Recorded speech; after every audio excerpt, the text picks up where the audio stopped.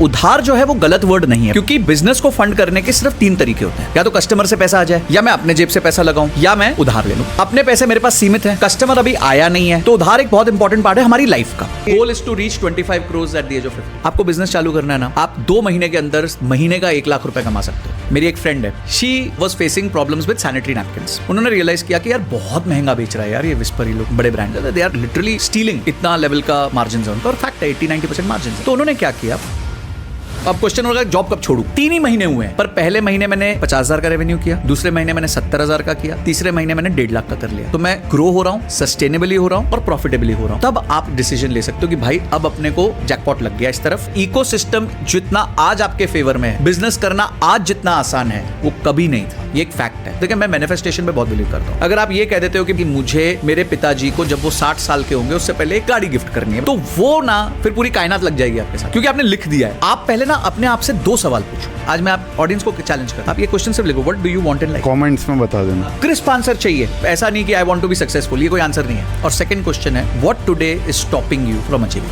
सच सच बताना, finance influencers की बात सुन करके किस किस को नुकसान हुआ। फाइनेंस इन्फ्लुएंसर जब एक कंटेंट बनाता है ना, वो आपकी रिटेंशन के लिए, डोपामीन का हिट देने के लिए और आपको वीडियो पे बनाए रखने के लिए कंटेंट बनाता है। सनसनीखेज कंटेंट को देखने में मजा तो आएगा, लेकिन पैसे नहीं बनेंगे। 20,000 करोड़ रुपए हर महीने इन्वेस्ट होते हैं सिप के अंदर रिटेल इन्वेस्टर्स के। और यही मैं कर रहा हूं। मैं पिछले 9 साल से एसआईपी कर रहा हूं, आज भी एसआईपी कर रहा हूं, कल भी एसआईपी करूंगा। वॉरेन बुफेट, राकेश झुनझुनवाला, रतन टाटा और मुकेश अंबानी कैसे सोचते होंगे इन्वेस्टमेंट और रिटर्न के बारे में, हर एक बात हमने प्रैक्टिकल ऑन ग्राउंड तरीके से करी है, जिसको आप अप्लाई कर पाओगे। 82% लोग जो हमारा चैनल देखते हैं उन्होंने चैनल को सब्सक्राइब नहीं करा हुआ है, तो please like the podcast, share it with your friends and family and subscribe to the channel if you like it. एक कोबे ब्रायंट करके बास्केटबॉल प्लेयर होता है, वन ऑफ माय फेवरेट्स। तो उनका एक स्टेटमेंट मुझे हमेशा याद रहता है, if you know what you want, the world becomes your life.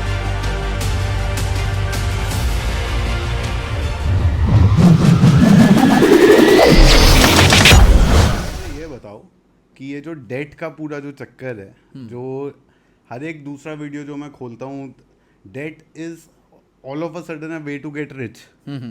वेराज Indian tradition में गरीबी की निशानी होती थी कर्जा। अगर किसी पे कर्जा है और वो बाहर जाकर के खाना खाता हुआ मिल जाए किसी को, तो वो कहता था यार क्या कर रहे हो, पहले अपना जो है घर देख लो। और अब जो है that has all of a sudden become a mode to get rich. तो इसके पीछे की कहानी क्या है? बहुत अच्छा क्वेश्चन है। मैं ये बात कहता हूँ कि कभी कभी 1 लाख रुपए का उधार भी ज़्यादा होता है और 1 लाख करोड़ का उधार भी कम होता है।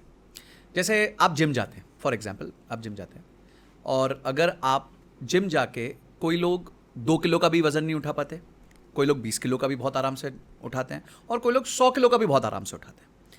तो इसी तरह जब हम जिम जा रहे हैं और अपनी क्षमता बना रहे हैं, इसी तरह हर व्यक्ति की फाइनेंशियल क्षमता भी होती है। कुछ लोगों की इतनी भी क्षमता नहीं होती कि वो 1 लाख रुपए पे उधार का ब्याज दे सके, और कुछ लोगों में इतनी क्षमता होती है कि वो 1 लाख करोड़ का भी ब्याज उतार देते हैं बहुत आराम से। तो उधार जो है वो गलत वर्ड नहीं है, पहले मैं ये बताना चाहता हूं, क्योंकि बिजनेस को फंड करने के सिर्फ 3 तरीके होते हैं। या तो कस्टमर से पैसा आ जाए, या मैं अपने जेब से पैसा लगाऊं, या मैं उधार ले लूं। चौथा तो कोई तरीका ही नहीं है। अपने पैसे मेरे पास सीमित है, कस्टमर अभी आया नहीं है या फिर कम आया है, तो उधार एक बहुत इंपॉर्टेंट पार्ट है हमारी लाइफ का, और हर जन की लाइफ में उधार रहेगा, खासकर इंडिया में ज्यादा रहेगा। उसका कारण यह है क्योंकि इंडिया हमेशा से गरीब कंट्री रहा, तो वो धीरे धीरे अभी क्रेडिट सब तक पहुंच रहा है, लोग क्रेडिट अवेल करना चाहते हैं। इसका मैं आपको एक और उदाहरण देता हूं।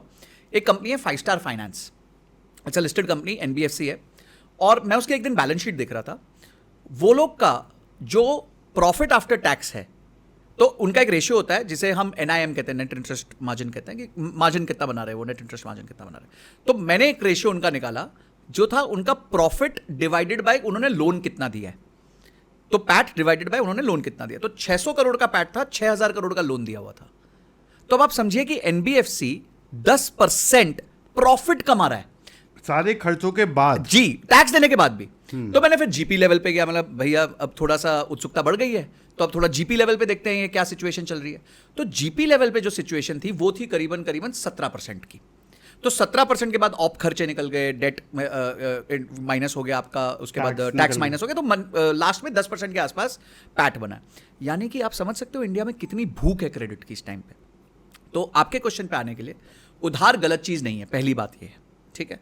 दूसरी चीज ये है, अगर आप उधार लेना चाहते हो तो अपनी सक्षमता और क्षमता बनाओ। उधार की क्षमता के लिए 3 ही चीजें चाहिए, मैं सिंप्लीफाई कर देता हूं। बहुत कॉम्प्लिकेटेड रेशियोज यूज होते हैं, मैं उनको थोड़ा सिंपल करता हूं। सबसे पहले आपकी कमाई में क्षमता होनी चाहिए उधार चुकाने की। तो यानी कि अगर आपकी 1 लाख रुपए की कमाई है, 50,000 की ईएमआई है, तो आप अपनी ईएमआई अपनी कमाई में से 2 बार दे सकते हो, तो आपकी क्षमता है। यही अगर 1.5 लाख हो जाए तो 3 बार हो गया, तो आपकी क्षमता और बढ़ गई। अगर 2 लाख हो गई तो 4 बार हो गई आपकी क्षमता। इसे फाइनेंस में डेट सर्विस कवरेज रेशियो भी कहते हैं। पर एक सिंपल सा ये कि भाई मेरी कमाई में कितनी क्षमता है उधार चुकाने की, तो मेरी महीने की 1 लाख रुपए की कमाई, 50,000 का EMI, no problem at all. पर अगर यही क्वेश्चन रिवर्स हो जाए कि मेरी 50,000 की कमाई है पर 1 लाख की ईएमआई है, तो मेरे लिए प्रॉब्लम है, मेरे में क्षमता नहीं है। अब पहली चीज हो गई कमाई की क्षमता। दूसरी चीज हो गई क्या मेरे असेट में क्षमता है। तो फॉर एग्जाम्पल मैंने 1 करोड़ का घर लिया, मैंने 20 लाख खुद के डाले, 80 लाख का लोन लिया। तो कल को खुदा ना खास्ता कुछ हो जाए तो ये 80 लाख का जो लोन है, ये 80 लाख का लोन वो 1 करोड़ का घर बेच के निकाला जा सकता है, क्योंकि मेरे असेट में भी क्षमता हो गई। और तीसरी चीज है क्या मेरी कमाई रेकरिंग है कि नहीं है। तो रेकरिंग मतलब मेरा हर महीने इनकम आ रही है कि नहीं आ रही। मैं सैलरी पे हूं तो हर महीने आ रही है, मेरा एक प्रोफेशन है, मेरे कुछ फिक्स क्लाइंट्स हैं, तो मेरी हर महीने इनकम आ रही है। अगर आपके ये 3 रेशियो सेट हैं, अगर आपके ये 3 पैरामीटर पे आप सेट हो, तो आप 1 लाख, 10 लाख, 1 करोड़, 10 करोड़, 100 करोड़, 1 लाख करोड़ जितना उधार लेना ले लो। जब हम इंडियन स्पेस में ना, जब हम डेट की बात करते हैं तो 2 बड़े नाम जो है रिसेंट हिस्ट्री में लोगों को याद आते हैं। एक हो गया किंगफिशर, एक हो गया अदानी। सॉरी यार, आपका पॉडकास्ट मैंने इंटरप्ट कर दिया, लेकिन 80% आप में से जो लोग हैं वो चैनल को सब्सक्राइब नहीं करते हैं, बट पॉडकास्ट ज़रूर एंजॉय करते हैं। तो पहले उसके लिए थैंक यू। थोड़ी सी और हेल्प हो जाएगी अगर पॉडकास्ट को सब्सक्राइब कर लोगे, ताकि अगले पॉडकास्ट के बारे में आपको पता रहेगा, और हमारा पॉडकास्ट जो हम बहुत मेहनत से बना रहे हैं वो और ग्रो करता रहेगा। Back to your podcast now. Asset क्या है? बड़े बिजनेसमैन के लिए एसेट है उसका जो बिजनेस है, राइट, उसमें कितना रेवेन्यू चर्निंग पोटेंशियल है, जो कि कोई बैंक और बहुत सारे विद्वान लोग बैठ करके ये असेस करते हैं कि इस बिजनेस के अंदर क्या एसेट में कितना दम है, चाहे वो ब्रांड नेम हो किंगफिशर का, या किसी और केस में गवर्नमेंट कॉन्ट्रैक्ट हो, या और कोई अंडरलाइंग लैंड हो गई या कुछ हो गया। सो इन दोनों की में क्या डिफरेंस है in terms of the business model itself? So आप किंगफिशर और अडानी की बात कर रहे हैं। देखिए, किंगफिशर के पास कोई रियल एसेट नहीं था। किंगफिशर के प्लेन भाड़े पे थे, ठीक है। एक ब्रांड नेम था, और ब्रांड नेम इज उतना ही वर्थ होता है जितना उस टाइम उसकी सिचुएशन होती है। तो बाद में जो उसकी हालत हुई वो सबको पता ही है। ब्रांड नेम एक इंटेंजिबल एसेट होता है। इंटेंजिबल एसेट मतलब सिंपल भाषा में जिसे आप छू नहीं सकते, देख नहीं सकते, बस फील कर, जिसका साक्षात्कार नहीं हो सकता। साक्षात्कार नहीं हो सकता। तो जिसका साक्षात्कार नहीं हो सकता वो इंटेंजिबल एसेट है, और ब्रांड एक बहुत बड़ा इंटेंजिबल एसेट है। और ब्रांड में क्या है कि जैसे पेटेंट भी एक इंटेंजिबल एसेट है, पर पेटेंट आपको किसी चीज का एक संपूर्ण अधिकार देता है कुछ समय के लिए। तो अगर मेरे पास कोई मेडिसिन का पेटेंट है 20 साल के लिए, तो चाहे मैं छू नहीं सकता उस पेटेंट को, पर मुझे पता है कि 20 साल तक ये मेडिसिन अब और कोई नहीं बना सकता, तो मैं चाहे तो ज्यादा पैसा कमा सकता हूं। तो ब्रांड में ऐसा कुछ भी नहीं है, ठीक है। ये सिर्फ हमारे जो आपने जो विद्वानों का जो टाइटल दिया, ये उन लोगों ने निकाला था ताकि हम लोन दे सके। तो किंगफिशर और अडानी में सबसे बड़ा फर्क है कि अडानी के पास रियल एसेट है, उसके पास एक रियल पोर्ट है जो रोज पैसा फेंक रहा है उसको, उसके पास एक सोलर प्लांट है जो रोज पैसा फेंक रहा है उसको। सेकंड जो मैंने बात कही थी रेकरिंग रेवेन्यू की, अगर पोर्ट चल रहा है तो रेकरिंग रेवेन्यू है, सोलर चल रहा है तो रेकरिंग रेवेन्यू है, एंटरप्राइजेस में ट्रेडिंग हो रही है तो रेकरिंग रेवेन्यू है। रेवेन्यू का रेकरिंग होना बहुत जरूरी है। किंगफिशर के केस में असेट नहीं था, रेकरिंग रेवेन्यू जरूर था, क्योंकि भाई वो प्लेन रोज चल रहे थे, नहीं तो वो चल रहा था, बट उसके भी रेकरिंग रेवेन्यू को रिस्क था, क्योंकि वो एक्सटर्नल इवेंट्स पे बहुत डिपेंडेंट है। पर ये जो है सोलर प्लांट है, सबको बिजली चाहिए ही चाहिए, पोर्ट है, ट्रेड होना ही होना है, तो ये सारी चीजें जो है नेचर ऑफ असेट को और क्वालिटी ऑफ असेट को बेटर कर देती हैं। तो इसलिए मुझे लगता है कि अडानी के केस में वो नेचर और क्वालिटी बेटर थी, जिस वजह से वो कितना भी उधार लेता है तो वो उसको कॉम्पनसेट कर सकता है, क्योंकि उसकी कमाई और उसके असेट दोनों में क्षमता है उधार को चुकाने की। यार ये बताओ कि ट्रेडिशनल बिजनेसेस की हम जैसे बात कर रहे हैं, तो एंड B2B की हमने बात करी कि कैसे B2B में भी बड़ा बन सकता है बिजनेस। कोई ऐसा आपको फर्स्ट जनरेशन फाउंडर्स का सबसे बड़ा चार्म क्या है कि फर्स्ट जनरेशन बिजनेस है और ये 2 साल में स्केल अप हो जाता है, राइट। ये एक बड़ी न्यूज़ बनती है इस पे, और ये कि भाई IIT से निकला लड़का 24 साल। उस दिन मैं रील देख रहा था एक, जहाँ पर एक इन्वेस्टर मीम था, इन्वेस्टर डांट रहा है कि भाई तुम 25 साल के होने वाले हो, अब तुम्हारा गेम खत्म, सिलिकॉन वैली का। तो कहता 25 का राउंड अप क्या होता है 50, अब तुम खत्म। तो 23-24 साल का लड़का और अचानक से 100 करोड़ की वैल्यूएशन पे उसने जो है फंडिंग उठा लिया। ये बड़ा चाम होता है कि 2 साल में बड़ा बिजनेस बन जाता है, 3 साल में। ट्रेडिशनल बिजनेस में एक तो आपने बोला कि भाई देखो टाइम लगता है, अब लेकिन ब्लिंकिट की दुनिया है, तो जल्दी बढ़ने वाला B2B बिजनेस देखा आपने कोई? मैंने बहुत इंटरेस्टिंग इस पे 2-3 फैक्ट्स बताऊंगा। तो सबसे पहले मैं ना दर्शकों को चाहूँगा कि they should understand one very simple thing. India में 1.5 लाख स्टार्टअप्स हैं, इस बात को सब जानते हैं, रजिस्टर्ड स्टार्टअप्स हैं। पर इंडिया में 6.5 करोड़ SMEs हैं। 1.5 लाख 6.5 करोड़, तो यानी भारत जो है वो SMEs का देश है, ठीक है। अब 6.5 करोड़ को into number of years of existence अगर कर दें, ओहो, वो तो प्री इंडिपेंडेंस से भी चल रहे हैं काफी बिजनेस। और 1.5 लाख को into number of years of existence 2014, मतलब आज से 10-11 साल ज्यादा से ज्यादा ज्यादा। तो अगर आप ये रेशियो करेंगे तो मतलब वो नंबर तो फिर कुछ अलग ही नंबर निकल आएगा। तो मतलब ये आपको बताता है कि आपका स्टार्टअप में जो है एक वो इकोसिस्टम अभी बहुत छोटा है। ये कॉपीड इकोसिस्टम था, मैं हो सकता है थोड़ा हार्श साउंड कर रहा हूं, बट ये कॉपीड इकोसिस्टम था। बट इसमें कोई बुराई नहीं है, कॉपी करना, कस्टमाइज करना। जैक वेल्च जी के CEO रहते, वो भी बोलते थे कॉपी बट कस्टमाइज, तो इट्स ओके। बट जो आपको वैल्यू आप देख रहे हो वो ये है कि 1.5 lakh startup versus 6.5 crore SMEs।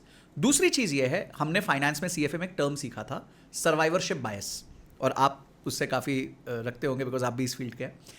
तो ये सर्वाइवरशिप बायस का मतलब ये कि कथा तो उसकी सुनाई जाती है जो जीतता है, कथा उसकी नहीं सुनाई जाती जो हारता है। तो आज अगर एक ओयो बना है तो पता नहीं 10,000 ओयो मरे भी होंगे पीछे।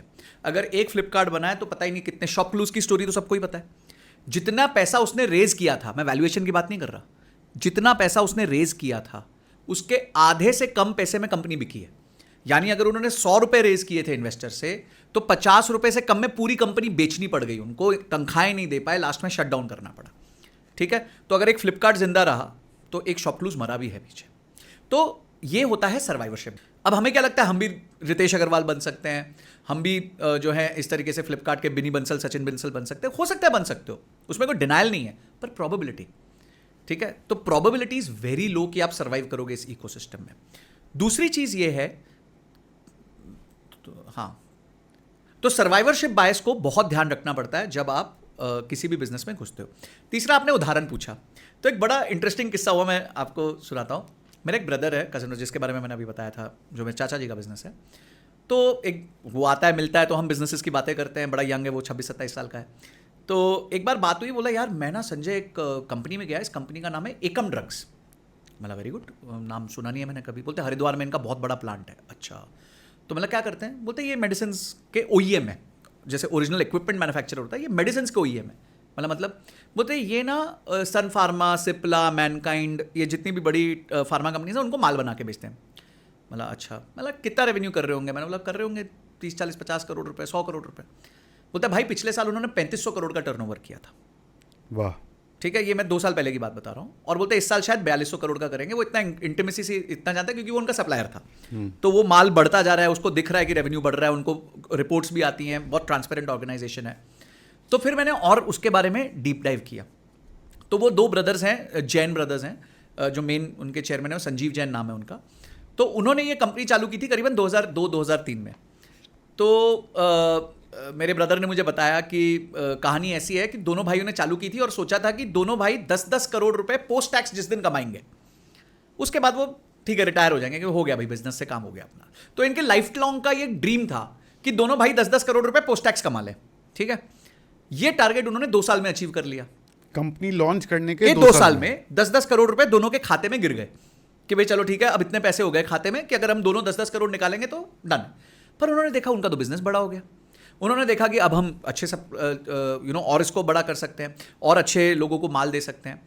आज 4500 करोड़ से ऊपर की उसका रेवेन्यू है, 450 करोड़ से ऊपर का उसका एबिटा है। आज 2000 उनके पास प्रोडक्ट्स हैं, जिसमें कई तो पता नहीं सैकड़ों पेटेंटेड प्रोडक्ट्स हैं। ऐसी कोई कंपनी नहीं है इंडिया की, अब्रॉड की, जो इंडिया में मेडिसिन बेचती हो और उनसे ना लेती हो। दिन की 12 करोड़ से ऊपर वो गोलियां बना रहे हैं, ठीक है। और उनकी खुद की एक सिस्टर कंसर्न है जो गाइनी प्रोडक्ट्स फीमेल्स के लिए बेचती है, वो उनको माल देते हैं। वो कंपनी का टर्नओवर 450-500 करोड़ रुपए है। वाह। तो अगर आप देखें, फर्स्ट जेन एंटरप्रेन्योर्स ह्यूमिलिटी के साथ उन्होंने बिजनेस चालू किया। जो आपने कथा सुनी, बोले कि फर्स्ट जेन एंटरप्रेन्योर्स के बारे में, आज 4,500-5 हजार करोड़ का बिजनेस कर रहे हैं। क्योंकि मेडिसिन बिजनेस इंडिया में, देखिए, अगर वो 5,000 करोड़ की मेडिसिन बेचते हैं तो आप समझ लीजिए वो मेडिसिन मार्केट में उसकी मिनिमम 6 गुना में बिक रही है, ठीक है। तो 6 गुना में बिक रही है, यानी 30,000 करोड़ में उनकी मेडिसिन बिक रही हैं। आज पूरे इंडिया में 3 से 3.5 लाख करोड़ की मार्केट है मेडिसिन की सेलिंग प्राइस में, 3 से 3.5 लाख करोड़ की रेंज में, यानी मार्केट का 10% शेयर उनका है आज के दिन, एक सिंगल कंपनी का। और बाकी सारी दुनिया 90% कर रही है, ये एक अकेली कंपनी 10% कर रही है। और ये first generation, pure first generation entrepreneurs, कोई लेना देना ही नहीं था उनका बिजनेस से। पीतमपुरा में रहते हैं दिल्ली में, और बड़े हम्बल लोग हैं। ठीक है भाई, तय किया था, बहुत अच्छा बन गया बिजनेस, अच्छा हो गया, हम तो सबको सप्लाई कर रहे हैं माल। और आज क्या होता है कि आपको कुछ प्रोडक्ट्स में 3-3, 4-4 साल की टेस्टिंग लगती है। वो प्रोडक्ट सिर्फ इन्हीं के पास है, तो और कोई कंपनी इनसे कंपीट ही नहीं कर सकती, क्योंकि उसको पहले 4 साल तो अपने प्रोडक्ट को टेस्ट कराने में लगे जाएंगे, फिर वो बेच सकती है। तो ये स्टोरी है। आज एक 15, 20, 25 साल, उसको 20 साल के आसपास लग गए, वो आज यहां पहुंची है। तो हम क्यों जल्दी करें? आज अगर आप 20 साल के हो, 21 साल के हो, 22 साल के हो, और आपने धीरे धीरे धीरे मेहनत करके इसका 1/10 भी कर लिया, और ऐसा तो है नहीं इंडिया डूब रहा है, India is a shining star, अच्छी इकोनॉमी ग्रो कर रही है, वर्ल्ड वाइड हमारी तारीफ हो रही है कि हम अच्छा मैनेज कर रहे हैं चीज़ों को। तो यानी आप तो चढ़ती कला में हो, जैसे हम चढ़ती कला कहते हैं, ठीक है। तो चढ़ती कला में हो तो आपके लिए तो बिजनेस बन ही सकता है। और ये सिर्फ टेक ओरिएंटेड बिजनेसेस पे क्यों सोच रहे हो? वहां बहुत दिमाग लगता है, वहां अलग तरह की मैन पावर लगती है, नॉलेज इकोनॉमी है, महंगे लोग होते हैं। ये जो इंडस्ट्रियल कंपनीज है ना, इनमें एक आदमी आ जाता तो 25 साल छोड़ के नहीं जाता, 30 साल छोड़ के नहीं जाता, तो आपकी मैन पावर की प्रॉब्लम्स कम होती है। ये ऑर्गेनाइजेशंस को चलाने में मैन पावर सस्ती भी होती है, मैन पावर लॉयल भी होती है, और मैन पावर छोड़ के भी नहीं जाती। तो ये भी एक एडवांटेज है। आपको पता है कि टेक कंपनीज में क्या है, हर दूसरे दिन किसी के पास जॉब ऑफर होता है, वो बोलता है सर 10 लाख है, 15 लाख करते हो तो रुकूंगा, नहीं तो मैं जा रहा हूं। आप यही चक्कर में पड़ रहे, तो यार इसकी ठीक करो, इसकी ठीक करो, इसकी ठीक, अच्छा इसने की तो वो नाराज हो गया। You don't have to play all these games, play the simple game. तो जो आपने बात कही first gen entrepreneur, this is the story of first gen entrepreneur, जिसने 5,000 करोड़ के आसपास का बिजनेस क्रिएट कर लिया। और संजय, आज की डेट में तो गवर्नमेंट का भी जितना बड़ा इंसेंटिवाइजेशन है for people to do any business, आप मुद्रा स्कीम देख लो जो गवर्नमेंट देती है, बहुत बड़ा डिसबर्समेंट हुआ है। मैं नंबर मेरे को ध्यान नहीं आ रहा है, बट आई थिंक कुछ 70,000 करोड़ का नंबर था उसमें, जितना जो मुद्रा स्कीम में, सॉरी अगर नंबर गलत है, मुद्रा स्कीम में जो डिसबर्स कर रहा है गवर्नमेंट ने, जो 5 लाख 10 लाख के जो लोन्स देते हैं, CGTMSE क्रेडिट गारंटी स्कीम, जिसमें कोई कोलैटरल के बिना 2 करोड़ सर्विसेज के लिए 5 करोड़ रुपए मैन्युफैक्चरिंग के लिए दे रही है सरकार, बिना कोलैटरल के 9.5% पे। हम यहाँ स्ट्रगल कर रहे हैं, लोग बोलते हैं 18% पे चक्रवर्ती ब्याज ले लो, 24% पे ले लो, और वो 9.5% में सरकार आपकी मदद करने के लिए तैयार है। इकोसिस्टम जितना आज आपके फेवर में है, बिजनेस करना आज जितना आसान है, वो कभी नहीं था। ये एक फैक्ट है, चाहे हम कोई भी आइडियोलॉजी को सपोर्ट करें, पर ये फैक्ट यही है कि आज हमारे लिए बहुत अच्छी अपॉर्चुनिटीज़ क्रिएट हो गई हैं, प्लेटफॉर्म्स क्रिएट हो गए हैं, ईज हो गई है चीज़ों की। आपको बिजनेस चालू करना है ना, आप 2 महीने के अंदर महीने का 1 लाख रुपए कमा सकते हो। कैसे? मेरी एक फ्रेंड है, उन्होंने बिजनेस चालू किया। अब आपको मैं ये पूरा मॉडल बताता हूँ, end to end. She was facing problems with sanitary napkins, ठीक है, फीमेल ओरिएंटेड प्रॉब्लम है, फीमेल थी। उन्होंने रियलाइज़ किया कि यार बहुत महंगा बेच रहा है यार ये विस्पर, ही लोग जो बड़े ब्रांड्स हैं, दे आर लिटरली स्टीलिंग, इतना लेवल का मार्जिन है उनका, और फैक्ट है 80-90% मार्जिन है। तो उन्होंने क्या किया, वो गई, उन्होंने अपने आप को इंडिया मार्ट में रजिस्टर किया, ठीक है, इंडिया मार्ट में रजिस्टर किया as a supplier and as a buyer, दोनों रजिस्टर कर दिया। इंडिया मार्ट की उनकी फीस कितनी थी पता है? 3,000 रुपये महीना, ठीक है। वहाँ से उनको कॉन्टैक्ट आने लग गया, सप्लायर के भी आने लग गए, बायर के भी आने लग गए, क्योंकि उन्होंने अपने आप को दोनों तरफ रजिस्टर किया हुआ था। उनको पहला ऑर्डर मिला करीबन 20,000 सैनिटरी नैपकिन्स का। उस ऑर्डर पे उन्होंने 20 पैसा पर सैनिटरी नैपकिन कमाया, 20 पैसा, which comes to around about 4,000 rupees on the first order. वो ऑर्डर हुआ, उन्होंने कॉल सेंटर की लड़की रख ली, ठीक है, उसको 8,000 रुपये पे रखा, उनको दिखा भाई ऑर्डर आ गया। फिर उन्होंने वो जो बंदा जिसके साथ ऑर्डर किया उसके साथ रिलेशनशिप एस्टैब्लिश किया, अच्छे से बात करी, समझाया। अगले महीने उसने रिपीट ऑर्डर दिया, सीधा 50,000 पीसेस का, क्योंकि तब तक वो 2 सप्लायर से ले रहा होगा। ऐसे करते करते अगले 2 से 3 महीने के अंदर she was doing 2.5 lakh pieces every month, 20 पैसे के मार्जिन, 20 पैसे के मार्जिन से। यही था, क्योंकि उसको था कि मैं ज़्यादा पैसे नहीं लूंगी, मैं थोड़े से कम से पैसे से काम चला लूंगी। 50-60 हज़ार रुपये वो महीना कमाती थी। 8,000 की उसकी वो लड़की थी, कॉल सेंटर की लड़की थी। 5,000 रुपये का उसने वेयर हाउस रखा हुआ था, that's it. Loading unloading was in the cost, तो वो 20% मार्जिन जीपी था, तो उसमें आ गया। सिर्फ 13,000 रुपये की कॉस्ट पे 50-60 हज़ार रुपये बना रही थी। She was pregnant at that time, और उसने वहाँ से अपने लिए 50-60-70 हज़ार रुपये का एक इन्फ्लो चालू कर दिया। दिन में मुश्किल से 1 घंटा काम करती थी। आपने क्या यूज़ किया? रेडी एक इकोसिस्टम इंडिया मार्ट का यूज़ कर लिया, आप बायर भी बन गए, आप सप्लायर भी बन गए. Nobody stopping you from doing all these things. एक और एग्जांपल देता हूँ संजय. मेरे दोस्त ने, इंडिया जो है FTA साइन कर रहा है, ठीक है, free trade agreement. Free trade agreement क्या होता है कि दोनों देश, जिन दो देशों के बीच में FTA साइन होगा जनता के लिए, वो दोनों देश एक लिस्ट बनाएंगे कि ये सारा सामान जो है आप चाहे इंडिया से ऑस्ट्रेलिया भेजें या ऑस्ट्रेलिया से इंडिया भेजें, आपको कस्टम ड्यूटी जो है नहीं लगेगी, इंपोर्ट ड्यूटी आपकी एग्जेम्प्ट हो जाएगी. और अब इंडिया और ऑस्ट्रेलिया के बीच में पहला साइन हुआ है. ऐसे कई सारे और UK से नेगोशिएशन चल रहा है, कई सारे और कंट्रीज़ के साथ नेगोशिएशन चल रहा है.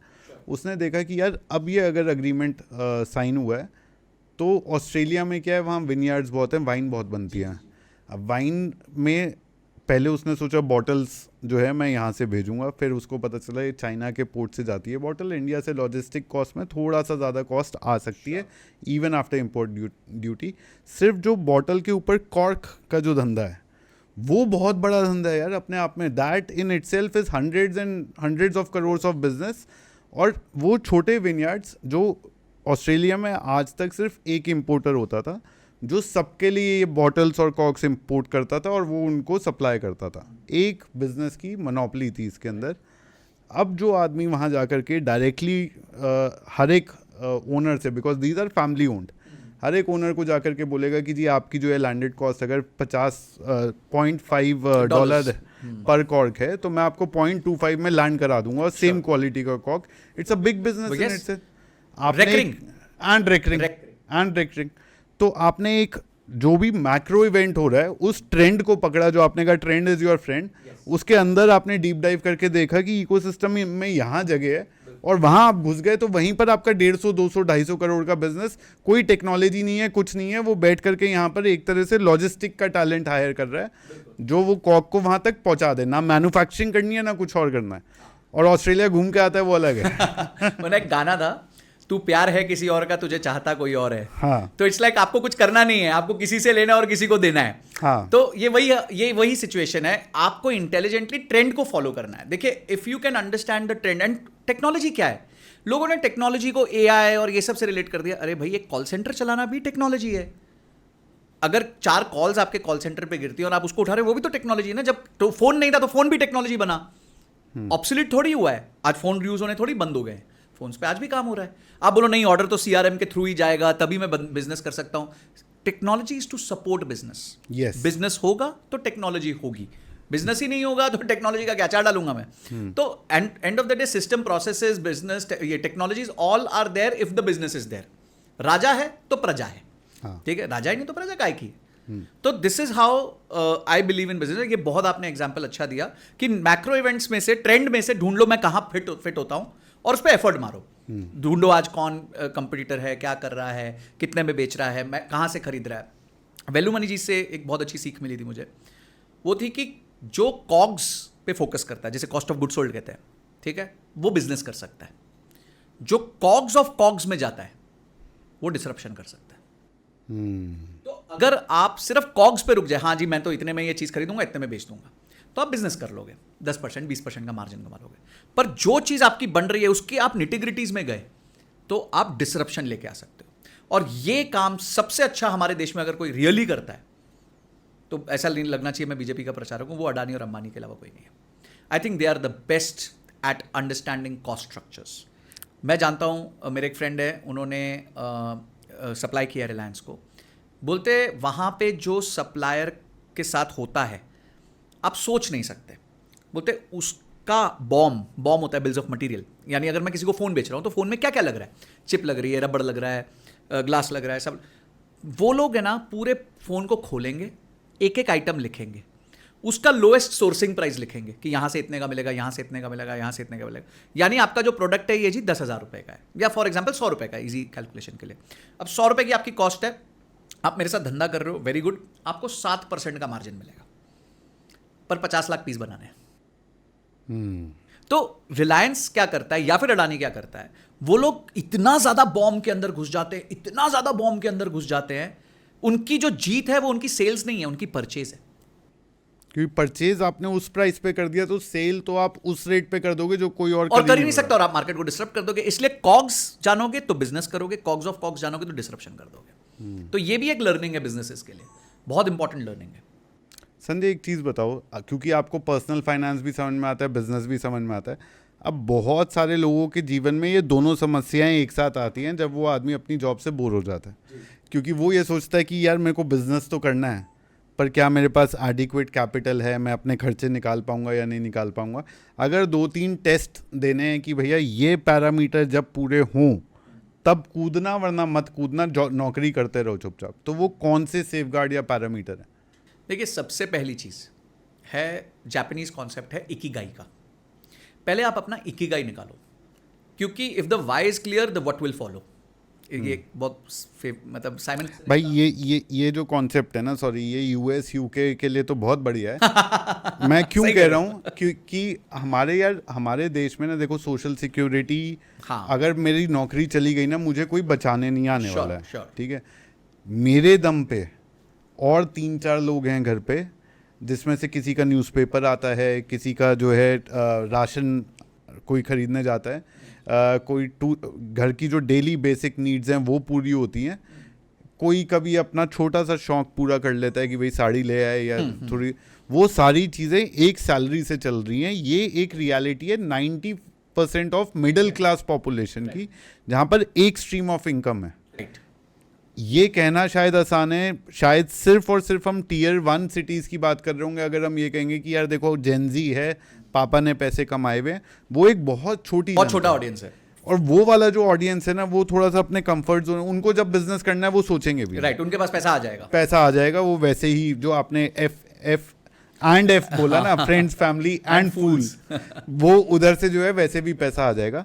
जो फंसता है इस डिसीजन में, वो लड़का फंसता है जिसके जो है फादर जो है रिटायर हो चुके हैं, गवर्नमेंट जॉब में, सेविंग जो थी उसकी पढ़ाई में लगा चुके हैं, माँ बाप उस पर डिपेंडेंट हो चुके हैं, वाइफ शादी हुई है अगर तो वाइफ घर पे ही है, और घर में बहन भी है जिसकी जो है शादी सर पे खड़ी है। ऐसे थोड़ा सा नहीं, ये एग्जैक्ट नाम है मेरे पास, एक मैं लूंगा नहीं, बट एग्जैक्ट नाम है मेरे पास इस आदमी का। हाँ। जो आपने मेरे को पर्सोना दिया है, उसका एक एग्जैक्ट नाम मेरे पास है। उसने अपने लिए अब नया घर भी बनवाया है, तो जब वो घर बनाया तो ऑब्वियसली उस पर और एक कर्जा चढ़ गया है। उसकी बहन की शादी भी उसको करनी है, उसकी खुद की शादी भी उसको करनी है, उसके ब्रदर जो हैं वो डिसेबल्ड है, मदर फादर तो बहुत टाइम से ही काम नहीं कर रहे हैं। तो I know this personality, I clearly know this. हाँ, तो अब इस आदमी को अगर मैं इकिगाई बताऊंगा ना, हाँ, तो वो तो मारेगा पकड़ के। तो हाँ, एग्जैक्टली, वो कहेगा भाई पैसे जो है ना वो चाहिए सर्वाइवल के लिए। सही कह रहे हो। तो पर बिजनेस में मुझे लगता है कि शायद अगर मैं नौकरी करता रहूँगा तो मेरी मुसीबतें ज़िंदगी भर चलती रहेंगी, लेकिन अगर मैं बिजनेस में शिफ्ट हो गया ना, तो हो सकता है मैं 2 साल में जो है सारा खेल बदल दूँ, जो पहले आपने एग्जाम्पल दिया। राइट। तो ऐसे व्यक्ति को क्या करना? इस व्यक्ति को, हाँ, देखिए, पहले बताओ इसका नाम क्या है? वो अच्छा नहीं लगेगा, बहुत मेरा बहुत क्लोज ये है, वो मुझे अपना टीचर मानता है, और मैं बहुत अच्छा, and whenever help is required to whatever extent मैं कर सकता हूँ, मैं डेफिनेटली उनकी करता हूँ। ये कभी 28-29 साल के आसपास का लड़का है जो सेम सिचुएशन में, और वो मेरे से मिलता रहता है, बात करता रहता है, वो गवर्नमेंट जॉब में इस टाइम। हाँ। तो देखिए, मैं ऐसे लोगों के लिए जिनकी इतनी एक्सट्रीम डिफिकल्ट सिचुएशन है, मैं ये सजेस्ट करूंगा कि इमीडिएटली आप बिजनेस में मत कूदो। ये मेरा पहला सजेशन होगा, क्योंकि आप इमीडिएटली बिजनेस में कूदोगे तो आपके पास 1 महीना भी नहीं है निकालने को। रनवे ही नहीं है ना। जब रनवे नहीं है, प्लेन कैसे उड़ेगा? करेक्ट। मैं क्या करूं उसमें? प्लेन चाहे सबसे हल्का प्लेन हो, मतलब इधर नैनो प्लेन हो, पर उसको भी तो 500 मीटर का रनवे चाहिए होगा। सबसे छोटे प्लेन सेस्ना को भी 500 मीटर का रनवे चाहिए, या 1000 मीटर का रनवे चाहिए, तो 1000 मीटर तो लाऊं पहले। तो ऐसे व्यक्ति को सबसे पहले अपने फ्रिल्स कट करके, जो वो आज फ्रिल्स मतलब जो कहीं भी वो एक्स्ट्रा खर्चा कर रहा है, बाय चांस कर रहा है, तो उसको कट करके पहले तो सेविंग्स या इन्वेस्टमेंट में डालना चाहिए।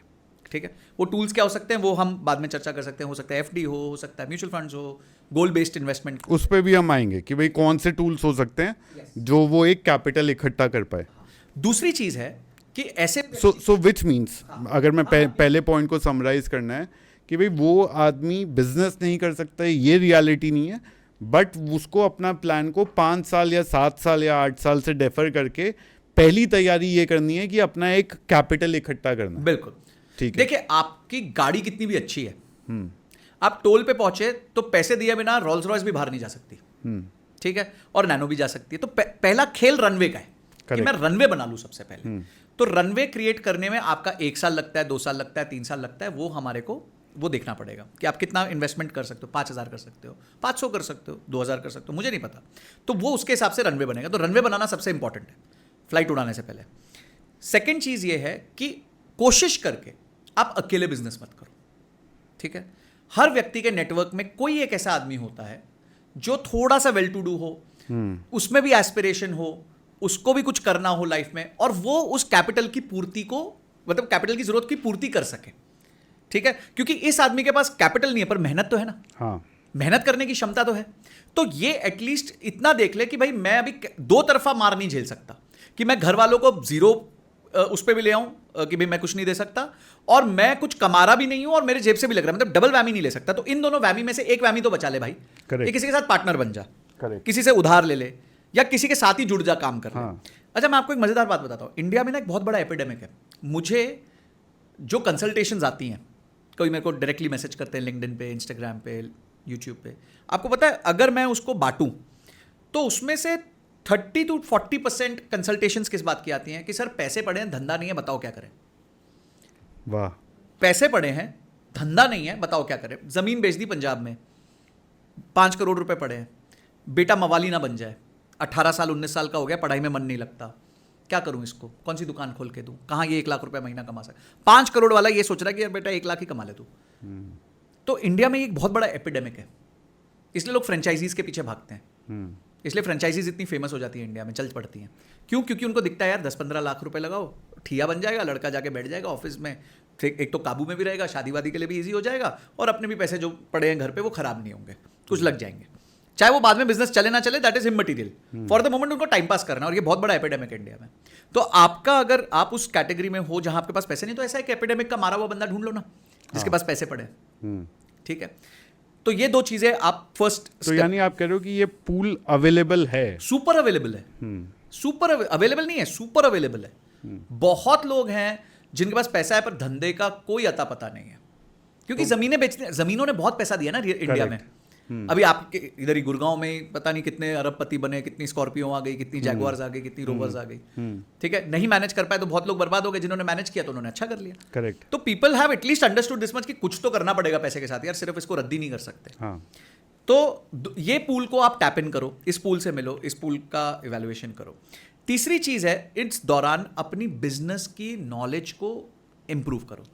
एमबीए नहीं कह रहा मैं, बिजनेस की नॉलेज करो। MBA is made for employment, ठीक है। It's a employment degree, it's not a business degree. Business degree could भी, जैसे हमारा पॉडकास्ट देखना, अगर हमारा 2 घंटे का पॉडकास्ट है, ये 2 घंटे की क्लास है, ठीक है। इसमें बहुत कुछ वो सीखेगा। एटलीस्ट इसके बाद वो जाके इंडिया मार्ट का बटन दबाएगा, वो देखेगा इंडिया मार्ट में सप्लायर कैसे रजिस्टर करूं अपने आप को। क्यों? एक वो कहानी सुन के कि भाई 50,000 रुपए महीना एक लड़की ने कमा लिया 2-3 महीने के अंदर, वो हो सकता है उसमें मोटिवेशन आए कि जाके बटन क्लिक करे कि चल यार इंडिया मार्ट जाके तो देखो वेबसाइट क्या है। तो ये तीसरी चीज है कि अपने आप को एडुकेट करो बिजनेस में, ठीक है। आप अगर एक बिजनेस करना चाहते हो, बेसिक फाइनेंस समझ लो। बेसिक मैं नहीं कह रहा कि सुपर IRR, NPV, ये सब चीजें, डेरिवेटिव्स, ऑप्शंस, ये सब सीखो। मैं सिंपल कह रहा हूँ कि प्रॉफिट कैसे कैलकुलेट करते हैं, बैलेंस शीट क्या होती है, कैश फ्लो क्या होता है, ठीक है। धंधे में रेवेन्यू आ गया, कैश फ्लो नहीं आया, कैश फ्लो आ गया, रेवेन्यू नहीं आया, तो ये छोटी छोटी चीजें सीख लो। तो थर्ड, अपनी एजुकेशन पे फोकस करो। Education not conventional, but education real, practical, purposeful, ठीक है। तो ये हमारे को एजुकेशन करना है। और फिफ्थ, जो भी बिजनेस करना स्टार्ट करना है, पैरेलली बिल्ड करो। शाम के 6 बजे के बाद करो, सैटरडे संडे को करो, जॉब से छुट्टी लेके करो, कुछ भी करो, पर पैरेलली बिल्ड करना चालू करो।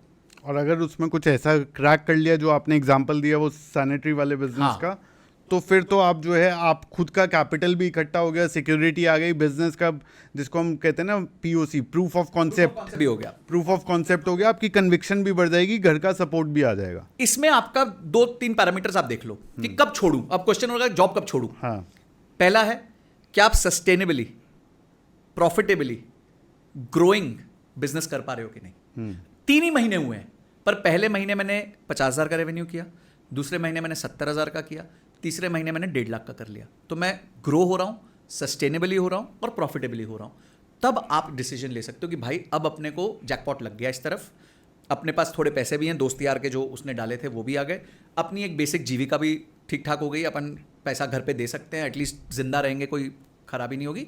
And now I get out and I start working on this 24 hours and I make this 1,50,000, 15 lakhs within next 3 months. फिर वो रेजिग्नेशन की वायरल रील बना दो, फिर वो रील बनाओ और अपना धंधा एस्टैब्लिश करो. हाँ. और देखिए आज के बिजनेसेस में personal branding has become one of the most important elements. मैं पीछे डॉली चाय वाला से मिला and I think he is one of the most inspirational persons I have met in my life.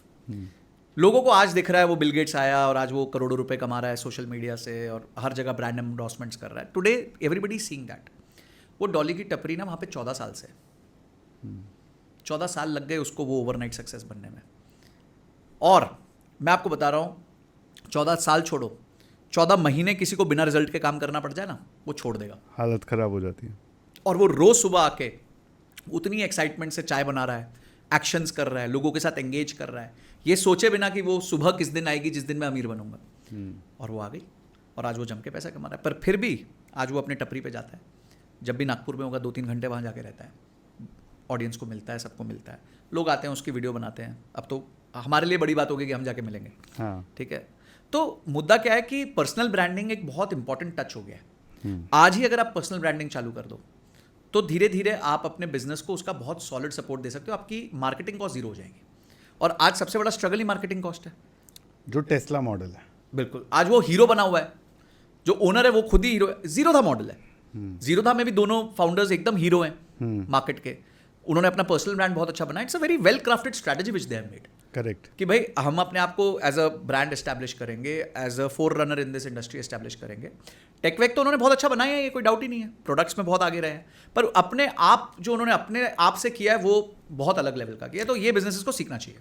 Tesla का जैसे एक बहुत इंटरेस्टिंग, मैं ये नहीं कहूँगा कि वन वे और द अदर वो डायरेक्टेड थी, बट एक सीक्वेंस ऑफ इवेंट्स मैंने देखा. साइबर ट्रक जब उन्होंने लॉन्च करा और बोला कि बुलेट प्रूफ, आप कभी वो रील दोबारा चला करके देखना, बहुत धीरे से वो बॉल मारता है और शीशा टूट जाता है. अगला शीशा वो और धीरे से मारने की कोशिश करता है सेलिब्रिटी, तब भी शीशा टूट जाता है. जो पब्लिसिटी साइबर ट्रक, और उस समय साइबर ट्रक एक भी यूनिट रेडी नहीं था. 2 साल थे for Cybertruck to actually hit market. Right. अगर वो शीशा नहीं टूटता तो वो जितना वो वीडियो या वो रील या साइबर ट्रक की जितनी बात हुई उससे शायद 10x से भी ज़्यादा बात हुई, क्योंकि वो शीशा टूट गया. Yes. और फिर 2 साल बाद आपको सेम दोबारा बनाना था, क्योंकि देखो हमारा प्रोडक्ट जो है इम्प्रूव हो गया है, now it is meeting the standard. And वो दूसरा वाला भी सबने देखा, जिसने पहले देखा उन सब लोगों ने. ये मतलब एक फ़र्क है पब्लिसिटी में और मार्केटिंग में. और पब्लिसिटी फ्री है जो पर्सनल ब्रांडिंग से आती है, जो इस तरह के इवेंट्स से आती है. सी आज कोई भी बिजनेस के लिए स्ट्रगल है मार्केटिंग. ठीक है. इतना बड़ा नॉइज है. ठीक है. चैनल्स की कमी नहीं है, किसी चीज़ की कमी नहीं, ना चैनल्स की टीवी पे कमी है, ना चैनल्स की फ़ोन पे कमी है. हर एंट्री बैरियर जीरो है एक यूट्यूब चैनल और इंस्टाग्राम चैनल खोलने का. तो आप कैसे स्टैंड आउट करोगे? आप ऐसे ही स्टैंड आउट कर सकते हो ना कि कंसिस्टेंटली आप पोस्ट करो, एक्साइटमेंट के साथ पोस्ट करो, एनर्जी के साथ पोस्ट करो. और ये गेम सारा कंसिस्टेंसी का है. अगर आपने ये 1000 दिन कर लिया तो there is a very strong chance that you will be far ahead of others, far ahead of others. आपने, सॉरी मैंने आपकी बात काटी थी, इकेगाई की बात आपने करी थी. वो वापस से घूम करके अगर मैं उस पर आता हूँ तो एंड संजय सॉरी क्यों मैंने आपकी बात काटी थी. मेरे को ऐसा लगता है personally, in a country like us, and I could be wrong, हो सकता है बहुत लोगों को ये मेरे बोलने से दिक्कत भी हो. इन अ कंट्री लाइक अस हमको ना अपने करियर को 2 हिस्सों में बांट कर देखना चाहिए. एक, पहले आप उस मुकाम पे पहुंच जाओ जहां अपने नेसेसिटीज जो हाथ लगे, जैसे हाथ लगे, जिस तरह से भी अपनी इनकम बढ़ा सकते हो, बढ़ा करके एक उस प्लेटफॉर्म पे पहुंच जाओ जहां पर आपके नेसेसिटीज सिक्योर हो गए हैं. श्योर.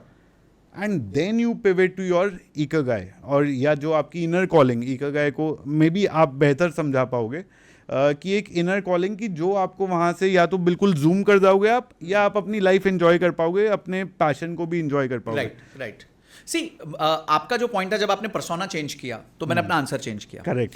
तो मैं फिर भी ये कहूँगा कि ikigai will only accelerate the potential of your earning और the probability of your earning. अगर हम इकिगाई का मतलब क्या है, इसको बड़े सिंपल सरल भाषा में समझते हैं कि कोई ऐसी चीज जो आपको पसंद भी है, आती भी है, मार्केट को उसकी जरूरत भी है और मार्केट उसका पैसा भी देगी. आपको आती भी है. अब मुझे समझो पियानो बजाना आता है, ठीक है, बहुत आता भी है और बहुत अच्छे से आता है, मुझे पसंद भी है। तो मुझे पता है कि मार्केट में अगर मैं इसको लेके गया तो लोग मार्केट में इसका पैसा देंगे मेरे को। एज अ पियानो टीचर मैं पैसा कमा सकता हूँ, पर क्या मैं उतना कमा सकता हूँ कि मैं सस्टेन कर लूंगा? तो वो एक क्वेश्चन बन जाता है। पर मुझे पता है कि पैसा जरूर बन सकता है। कोई ऐसी चीजें होंगी कि मैं को हो सकता है वो पैसा ही ना कमा के दे, पर अब है ना वो सिचुएशन कम हो गई है। मैंने एक इंटरव्यू में और बोला था कि सॉरी पीटर, मैंने एक पॉडकास्ट में और बोला था कि अब तो लोग उस बात के भी पैसे लेने लग गए हैं सिखाने के लिए कि लड़की कैसे पटाते हैं। हाँ, तो अगर मेरे को उससे पता चला कि ऐसा भी कोर्स होता है बिल्कुल है। तो लोगों ने बोला कि भाई ये सब gentleman grooming, improve your communication नहीं बिक रहा, तो इसको हम रिवर्ट कर देते हैं। हम इसको रिवर्ट ये करते हैं कि भाई लड़की कैसे पटाए, सिखाएंगे भाई हाँ। कि आपकी पर्सनालिटी कैसे इंप्रूव करनी है, बात कैसे करनी है, अप्रोच कैसे करना है। रीपैकेज हो गया बस कोर्स। पैकेज हो गया, आपके गोल को अचीव करा देगा ना। अंत में तो लड़के को क्यों जेंटलमैन बनना है, फॉर एग्जाम्पल, मतलब एस्पिरेशन तो होती है कि भाई एक लड़की के साथ मैं बात कर सकूं और मैं उसको डेट कर सकूं। तो if this is what you know is कि भाई आज इस चीज के भी मोनेटाइजेशन है, तो आज किसी भी चीज की मोनेटाइजेशन है।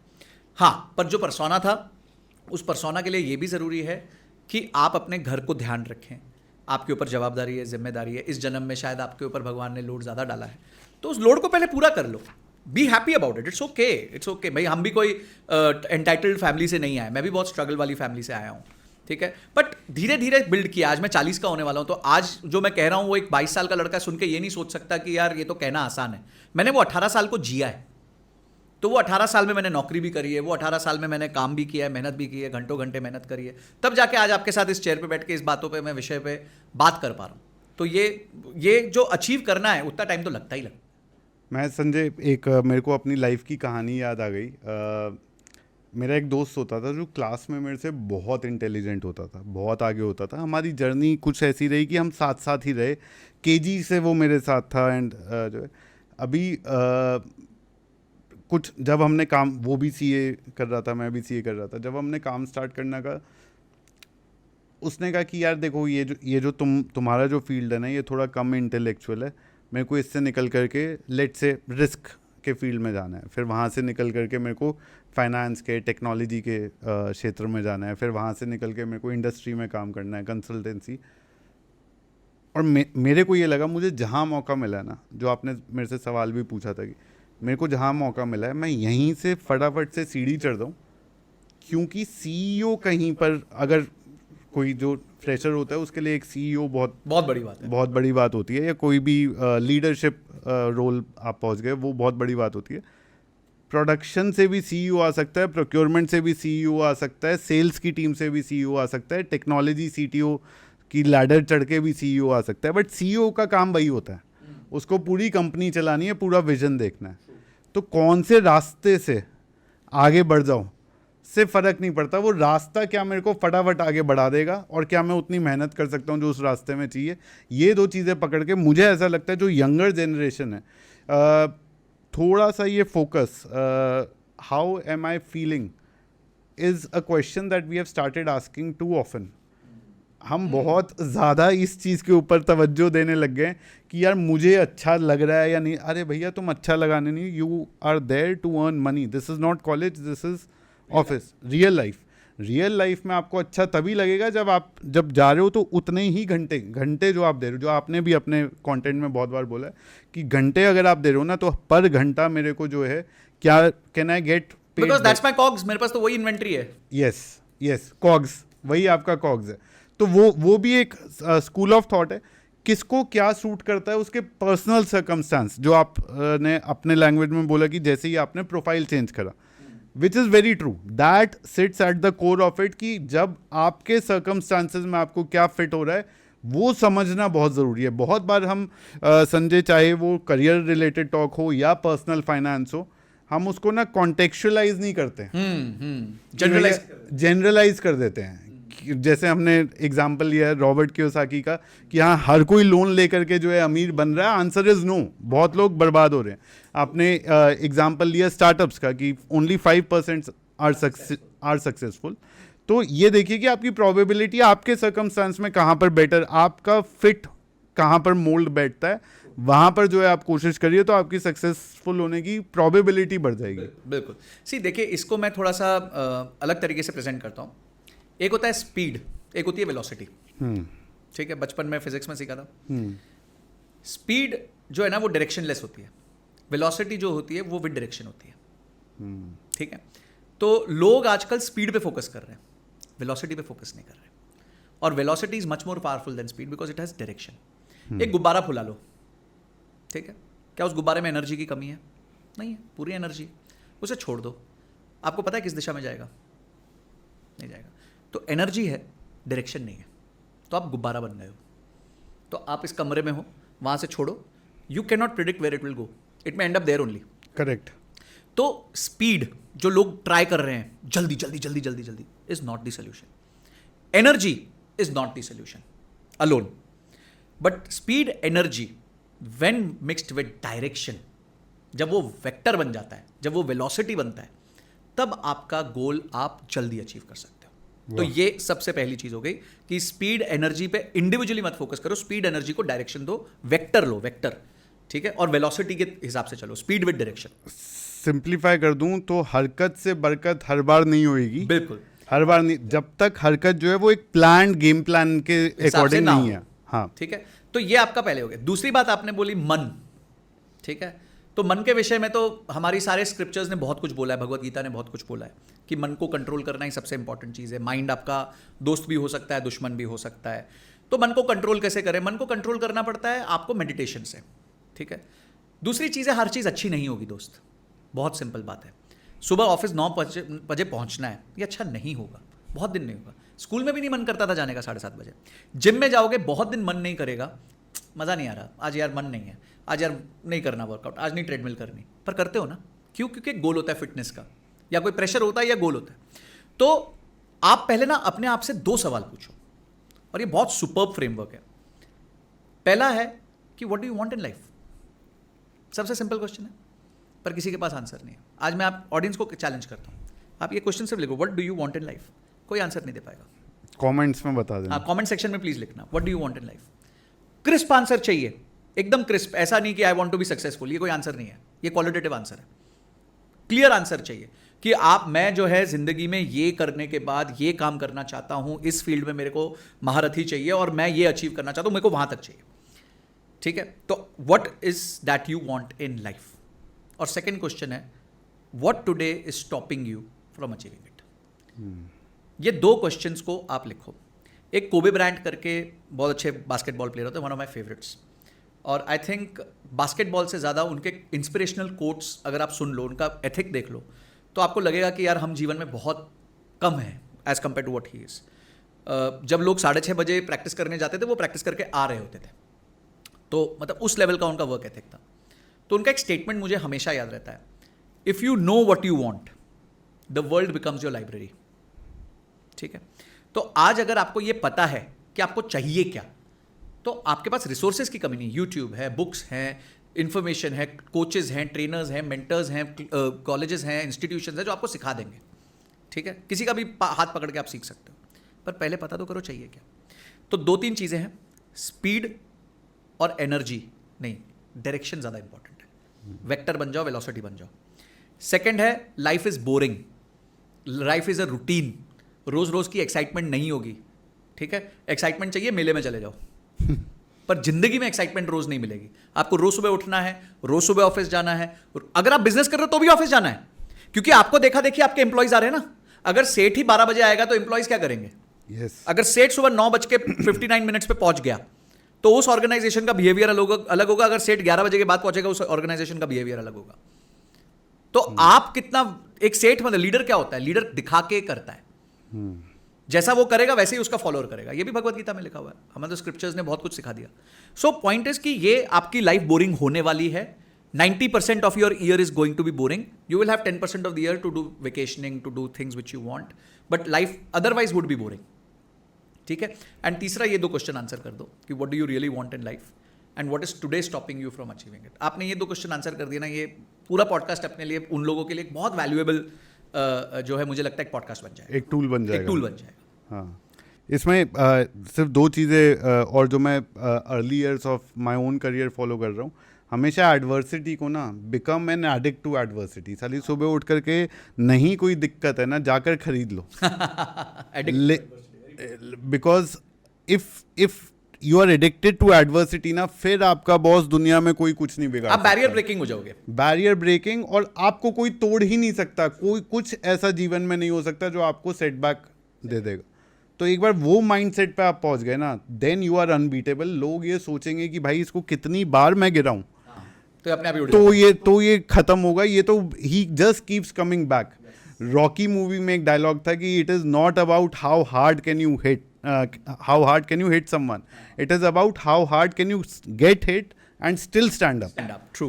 तो जीवन का सत्य यही है। बिल्कुल, आप कैसे बाउंस बैक करते हो वो ज़्यादा इंपॉर्टेंट है देन आपका जो सेटबैक लगा है। आप बिल्कुल सही कह रहे हो, ये एडिक्ट टू एडवर्सिटी एक बहुत अच्छी चीज़ है। देखिए, जब हम गेम्स खेलते हैं, कैंडी क्रश खेलता है कोई, तो कैंडी क्रश में भी लेवल्स है, ठीक है। क्या आप एक ही लेवल रोज खेल रहे होते हो?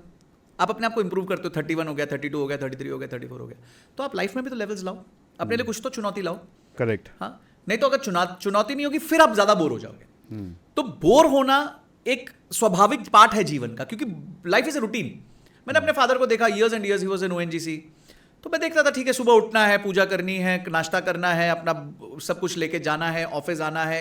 Life was a set framework for him, but it was a routine. ठीक है, आपको साल के 10, 20, 30 दिन, 40 दिन मिलेंगे, और ये जॉब में भी वही रहेगा। हो सकता है व्यापार में और खराब हो जाए। हाँ, व्यापार में हो सकता है ये जो 10 दिन की भी एंजॉयमेंट है वो भी ना मिले। नारायण मूर्ति कहते हैं मैंने इतने साल से छुट्टी नहीं ली, रतन टाटा कहते हैं मैंने इतने साल से छुट्टी नहीं ली, वो कहता है, इलॉन मस्क कहता है मैं तो फैक्ट्री के फ्लोर पे सोता हूं। हाँ। तो आप आज उनके जो सक्सेसेस देख रहे हो, वैल्यू, वर्थ, पैसा देख रहे हो, उसके लिए पीछे उन्होंने कितनी बैंड बजवाई है अपनी, कितनी उन्होंने मेहनत करी है, कितनी चीज़ों का सैक्रिफाइस किया है, तब जाके आज वो है जो वो है। तो you are absolutely right. I think this is very very important कि एडवर्सिटी तो लेते रहो, खरीदते रहो। अब संजय ये बताओ कि जो आप अब ये हो गया हमारा बिजनेस का सेक्शन या हमारा करियर का सेक्शन। अब पर्सनल फाइनेंस में बताओ कि जैसे हमने इसमें रियलिटी की बात करी कि ऑन ग्राउंड रियलिटी क्या होती है, ऑन ग्राउंड रादर देन कि हम कुछ सेंसेशनलाइज करने की जगह चलता जो है, जो रियल लाइफ में what will work for you, that is the discussion that we had. Same अगर मेरे को पर्सनल फाइनेंस के बारे में सोचना है कि ये बताओ कि अल्टीमेटली आई शुड देखो, इंडिया में अगर मैं पैसा कमा भी लूँगा ना तो शायद उतना खर्च नहीं कर पाऊँगा, क्योंकि हर एक को नेटवर्थ ज़्यादा इंपॉर्टेंट है as compared to monthly income, क्योंकि स्पेंडिंग ही नहीं है लोगों की उतनी। तो या वो आदत नहीं है उतनी ज़्यादा, कंज्यूमरिज्म अभी कम है। हाँ, तो नेटवर्थ मैं कैसे अपनी बलून अप कर सकता हूँ अगर रियलिस्टिकली आपको बताना है तो क्या, और आप खुद क्या करते हो उसके लिए? तो देखिए, the pillar which I used all my life was frugality. ठीक है, अब फ्रूगैलिटी इज नॉट चिंदीगिरी, ठीक है, Jews are also frugal, very famous to be frugal.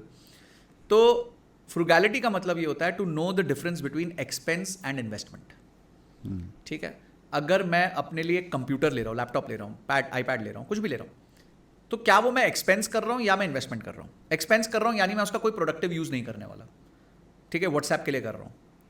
तो मुझे तब देखना, अगर वो प्योर एक्सपेंस है तो मुझे देखना है कि मेरी इनकम क्या परमिट कर रही है मुझे एक्सपेंस करने के लिए। ठीक है, अगर मेरी महीने की ₹1,00,000 की सैलरी है और मैं आईफोन एक्सपेंस के लिए ले रहा हूँ तो आई एम अ फूल।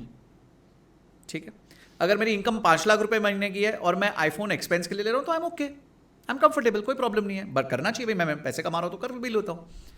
मैं ₹1,00,000 कमा रहा हूँ पर इस आईफोन के माध्यम से मैं या तो सीखूंगा या रील्स बनाऊंगा या इंस्टाग्राम पे अपने आप को फेमस करूंगा, मुझे अच्छा कैमरा चाहिए, मेरे को अच्छा माइक चाहिए, मैं कुछ ऐसे गैदरिंग्स में जाता हूँ जहाँ ये फ़ोन होना मेरे लिए ज़रूरी है, दैट्स एन इन्वेस्टमेंट। करेक्ट। तब आप ₹1,00,000 में भी करोगे। तो फ्रूगैलिटी इज नॉट चिंदीगिरी, frugality is not saving money, frugality is clearly knowing what am I investing this for, what am I putting this for, is it for fun?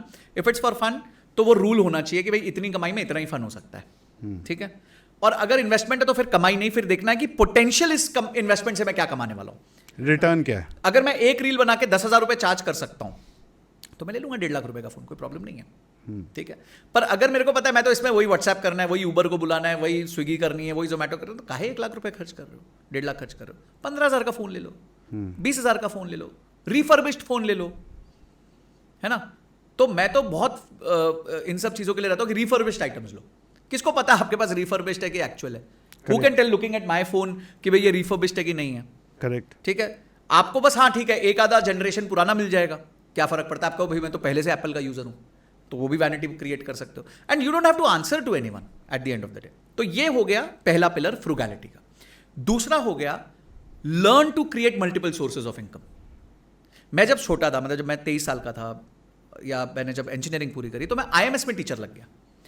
Engineering और MBA के बीच में मैं IMS में faculty लग गया। 2 महीने का टाइम था, मेरे को 300 रुपये घंटे मिलते थे। मैं दिन में 6 घंटे पढ़ाता था। I used to make 40 to 50,000 rupees a month. 2 महीने मैंने कमाया, 3 महीना अच्छे जम के कमाया, फिर मेरा MBA चालू हो गया। फिर भी मेरे को IMS से रिक्वेस्ट करी, नहीं आप आ जाओ एटलीस्ट महीने का हमारे को 20-30 घंटा कर दो। तो मैंने ओके, ये भी बहुत अच्छी बात है यार, पढ़ाई के साथ साथ 8-9 हज़ार रुपये बनते रहेंगे। मैंने अपनी IMS की कमाई से मेरी पूरी एजुकेशन को, MBA को स्पॉन्सर किया, और मैं कोपनहेगन गया पढ़ने के लिए। The college fees was taken care by the college, but आना जाना रहना खाना पीना, 1.5 महीना मैं अब्रॉड रहा, यूरोप में एक्सपेंसिव कंट्रीज़ में रहा। तो ऑब्वियसली मेरे को करना था, वो भी मैंने अपने आप किया। मैंने अपना लैपटॉप भी खुद के पैसे से लिया, मैंने अपनी बाइक भी, पहली TVS स्टार सिटी भी खुद के पैसे से ली। ये मैं क्यों कर पाया? क्योंकि मैंने एक पैरेलल इनकम हमेशा सोचा था कि रहनी चाहिए, हमेशा रहनी चाहिए आपके पास। जैसे ही मेरा MBA खत्म हुआ तो मेरे को MBA कॉलेज ने उठा लिया कि भाई आप यहाँ पढ़ाना चालू कर दो। तो वहाँ मेरे को वो 400-500 रुपये घंटा देते थे। मैं वीकेंड्स पे जाता था, पूरा वीक काम करने के बाद वीकेंड पे जाके 6-6 घंटे दोनों सैटरडे संडे काम पढ़ाता था। तो 12 आवर्स इंटू 500-6,000 रुपीज़ वीकेंड्स पे कमाता था। आज भी आप वही वाला स्किल सेट कहाँ से कहाँ जुड़ जाता है, आज भी आप पढ़ा ही रहे हो? आज भी मैं पढ़ा रहा हूँ। मैं I always wanted to be a teacher. तो वो मेरी स्किल ऑन रही। फिर मैंने CFA पढ़ाना चालू कर दिया। जब मैं CFA अचीव कर गया तो मैंने CFA पढ़ाना चालू कर दिया एक इंस्टीट्यूशन में। तब मेरी चार्जेस हो गए 2,000 रुपये घंटे के। तो वो मेरे को है था कि ठीक है 10 घंटा भी पढ़ाओ, 20,000 रुपये बन गए। अब 20,000 is what? 20,000 is may be your entire petrol, EMI of the car. आपकी कार कंप्लीटली फ्री हो गई। क्या करने से? 10 घंटे देने से। तो मैंने एक खर्चे को नॉक ऑफ कर दिया। तो हमेशा लाइफ में ये देखो कौन सा खर्चा नॉक ऑफ हो रहा है। ये मत देखो कि यार ये 2,000 से थोड़ी ना मैं अमीर बनूंगा, ये 5,000 से थोड़ी अमीर बनूंगा। एक एक खर्चा नॉक ऑफ करते खर्चा नॉक ऑफ कर। अगर आप 1 लाख रुपए की FD करके 500 रुपए महीना कमाते हो तो आपका नेटफ्लिक्स फ्री हो गया, आपकी महीने की चाय फ्री हो गई। ठीक है, यही 1 लाख जब 5 लाख बन जाएगा तो आप दिन का, महीने का 500 की जगह हो सकता है आप 2,000 रुपए कमा रहे होगे, 1,500 रुपए कमा रहे होगे। तो उस दिन हो सकता है आपका पूरे महीने का पेट्रोल फ्री हो जाएगा। तो लाइफ ऐसे ही बढ़ेगी। मेरी कौन सी पहले दिन पूरी इनकम थी, पैसिव इनकम थी। तो हर कोई भी इनकम हो, उससे आप कौन सा खर्चा नॉक ऑफ कर सकते हो, उस पर फोकस करो। ये मत लाइफ सबको छोटा ही रहने वाला है। उसमें मोटिवेशन बना रहेगा। बिल्कुल, उस पर आप प्रोग्रेस देखोगे। अरे वाह यार, अभी पिछले साल जो इनकम थी उससे अपन ने नेटफ्लिक्स निकाल दिया, इस बार नेटफ्लिक्स भी निकाल रहे, पेट्रोल भी निकाल रहे। अगले साल मैं गाड़ी की EMI भी निकालूंगा। और गोल्स लिखो। देखिए मैं मैनिफेस्टेशन पे बहुत बिलीव करता हूँ। जो आप यहां रजिस्टर कर दोगे, जिसको आप विजुलाइज करोगे, जिसको आप एक इवेंट के साथ लिंक कर दोगे लाइफ के, अगर आप ये कह देते हो कि भाई ये मेरे लिए बहुत इंपॉर्टेंट है कि मुझे मेरे पिताजी को जब वो 60 साल के होंगे उससे पहले एक गाड़ी गिफ्ट करनी है, भाई मेरे को छोटी सी सही, एक स्विफ्ट डिजायर ही सही, पर मेरे को उनको गाड़ी देनी है, मेरे पिताजी जिंदगी भर स्कूटर पे चले हैं, तो वो ना फिर पूरी कायनात लग जाएगी आपके साथ, क्योंकि आपने लिख दिया है, आपने उस गोल को अटैच कर दिया। फिर you will reverse work, find a way, opportunities will flow to you. कोई ना कोई फोन करेगा, यार तू वीकेंड पे फ्री है क्या, थोड़ी कोडिंग कर देना यार, अगर आप कोडर हो तो। अरे यार एक ये वो वायर फ्रेम बना देना, मेरा प्रोडक्ट बना देना, थोड़ा ले ले 20,000 रुपये। बोले अरे वाह यार, ये तो पैसे आने लग गए। तो think positive, be positive, always think of manifestation. And ये फ्रूगैलिटी सेकेंड हो गया आपका साइड इनकम। थर्ड हो गया habit of investment, even if it is 500 rupees a month. Habit of investment, SIP करो करो करो करो करो, मत छोड़ो। ठीक है, क्योंकि आज जो 500 है ना, वो कल 5,000 होगा, परसों 50,000 होगा, और फिर 5 लाख भी हो जाएगा। और कंपाउंडिंग का इफेक्ट 7 से 8 साल में आता है। 7-8 साल आप पैसे डालते रहोगे, एक हैबिट बन जाएगी। मेरी जो मैंने फर्म रखी तो उसका नाम रखा प्रॉफिट्स फर्स्ट। तो profits first is a mindset. Profits first का मतलब यह है कि मैं खर्चों से पहले प्रॉफिट निकालूंगा। क्यों? फिर खर्चे रेगुलेट हो जाते हैं। अगर मैं खर्चों के बाद प्रॉफिट निकालूंगा तो profit is questionable item, right, कि भाई होगा या नहीं होगा। पर अगर मैं पहले दिन बोलूंगा 100 रुपए आए ना, ये 5 रुपए मेरा प्रॉफिट है यार, अब 95 में खर्चे निकालो, तो अपने आप है ना वो it will fit into 95 rupees. अगर आप खर्चों को 100 रुपए की स्पेस दोगे तो वो 100 रुपए ले लेंगे, 95 रुपए की स्पेस दोगे तो 95 लेंगे, 90 की स्पेस दोगे तो 90 भी ले लेंगे। ये खर्चों की नियति है। तो आप खर्चों को रोकना चाहते हो तो आप प्रॉफिट्स फर्स्ट अप्रोच पे आ जाओ, कि पहले प्रॉफिट निकालो फिर खर्चों पे फोकस करो।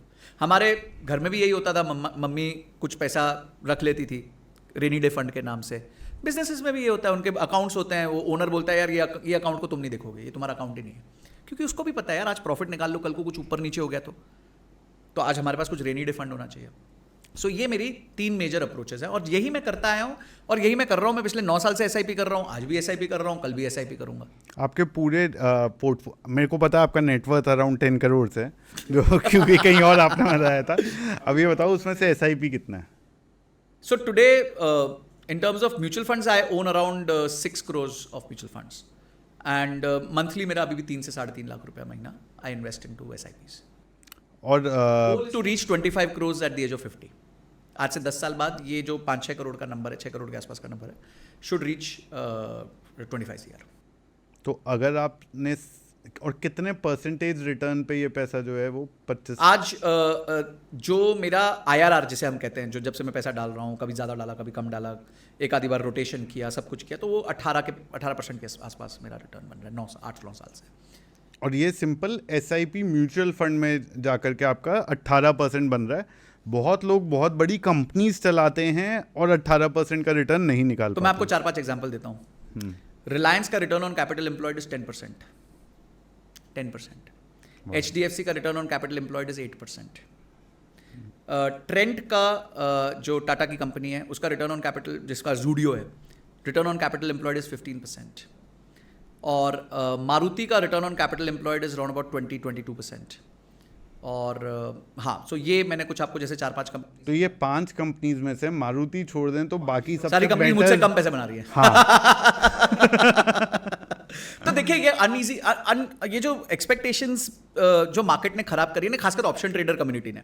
मैं खुद भी बहुत हैवी ऑप्शंस ट्रेडर हूं, जम के ऑप्शंस लिखता हूं, बट मेरे ना गलत एक्सपेक्टेशन नहीं है मार्केट से। मैं ज्यादा नहीं, ज्यादा देर कमाना चाहता हूं because I understand the power of compounding. मैं 2-3 एग्जाम्पल्स देता हूं। पहला एग्जाम्पल है कि आजकल टेलीग्राम पे लोग आते हैं, भाई हम आपको दिन का 10% बना देंगे, आप 50,000 रुपए दो, हम 5,000 रुपए दिन का बना देंगे।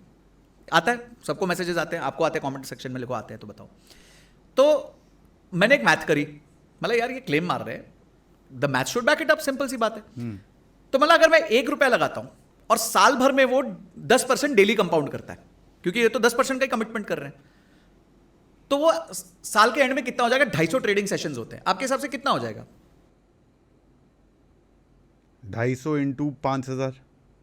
नहीं, मैं कंपाउंड कर दूं। अच्छा, अगर उसको कंपाउंड कर तो दूं, फिर भी एक एस्टिमेट 1 रुपया कितना बन जाएगा? 1 रुपए की बात करो, 1 करोड़ की बात नहीं कर रहा हूं। 1 रुपया बन जाएगा कितना?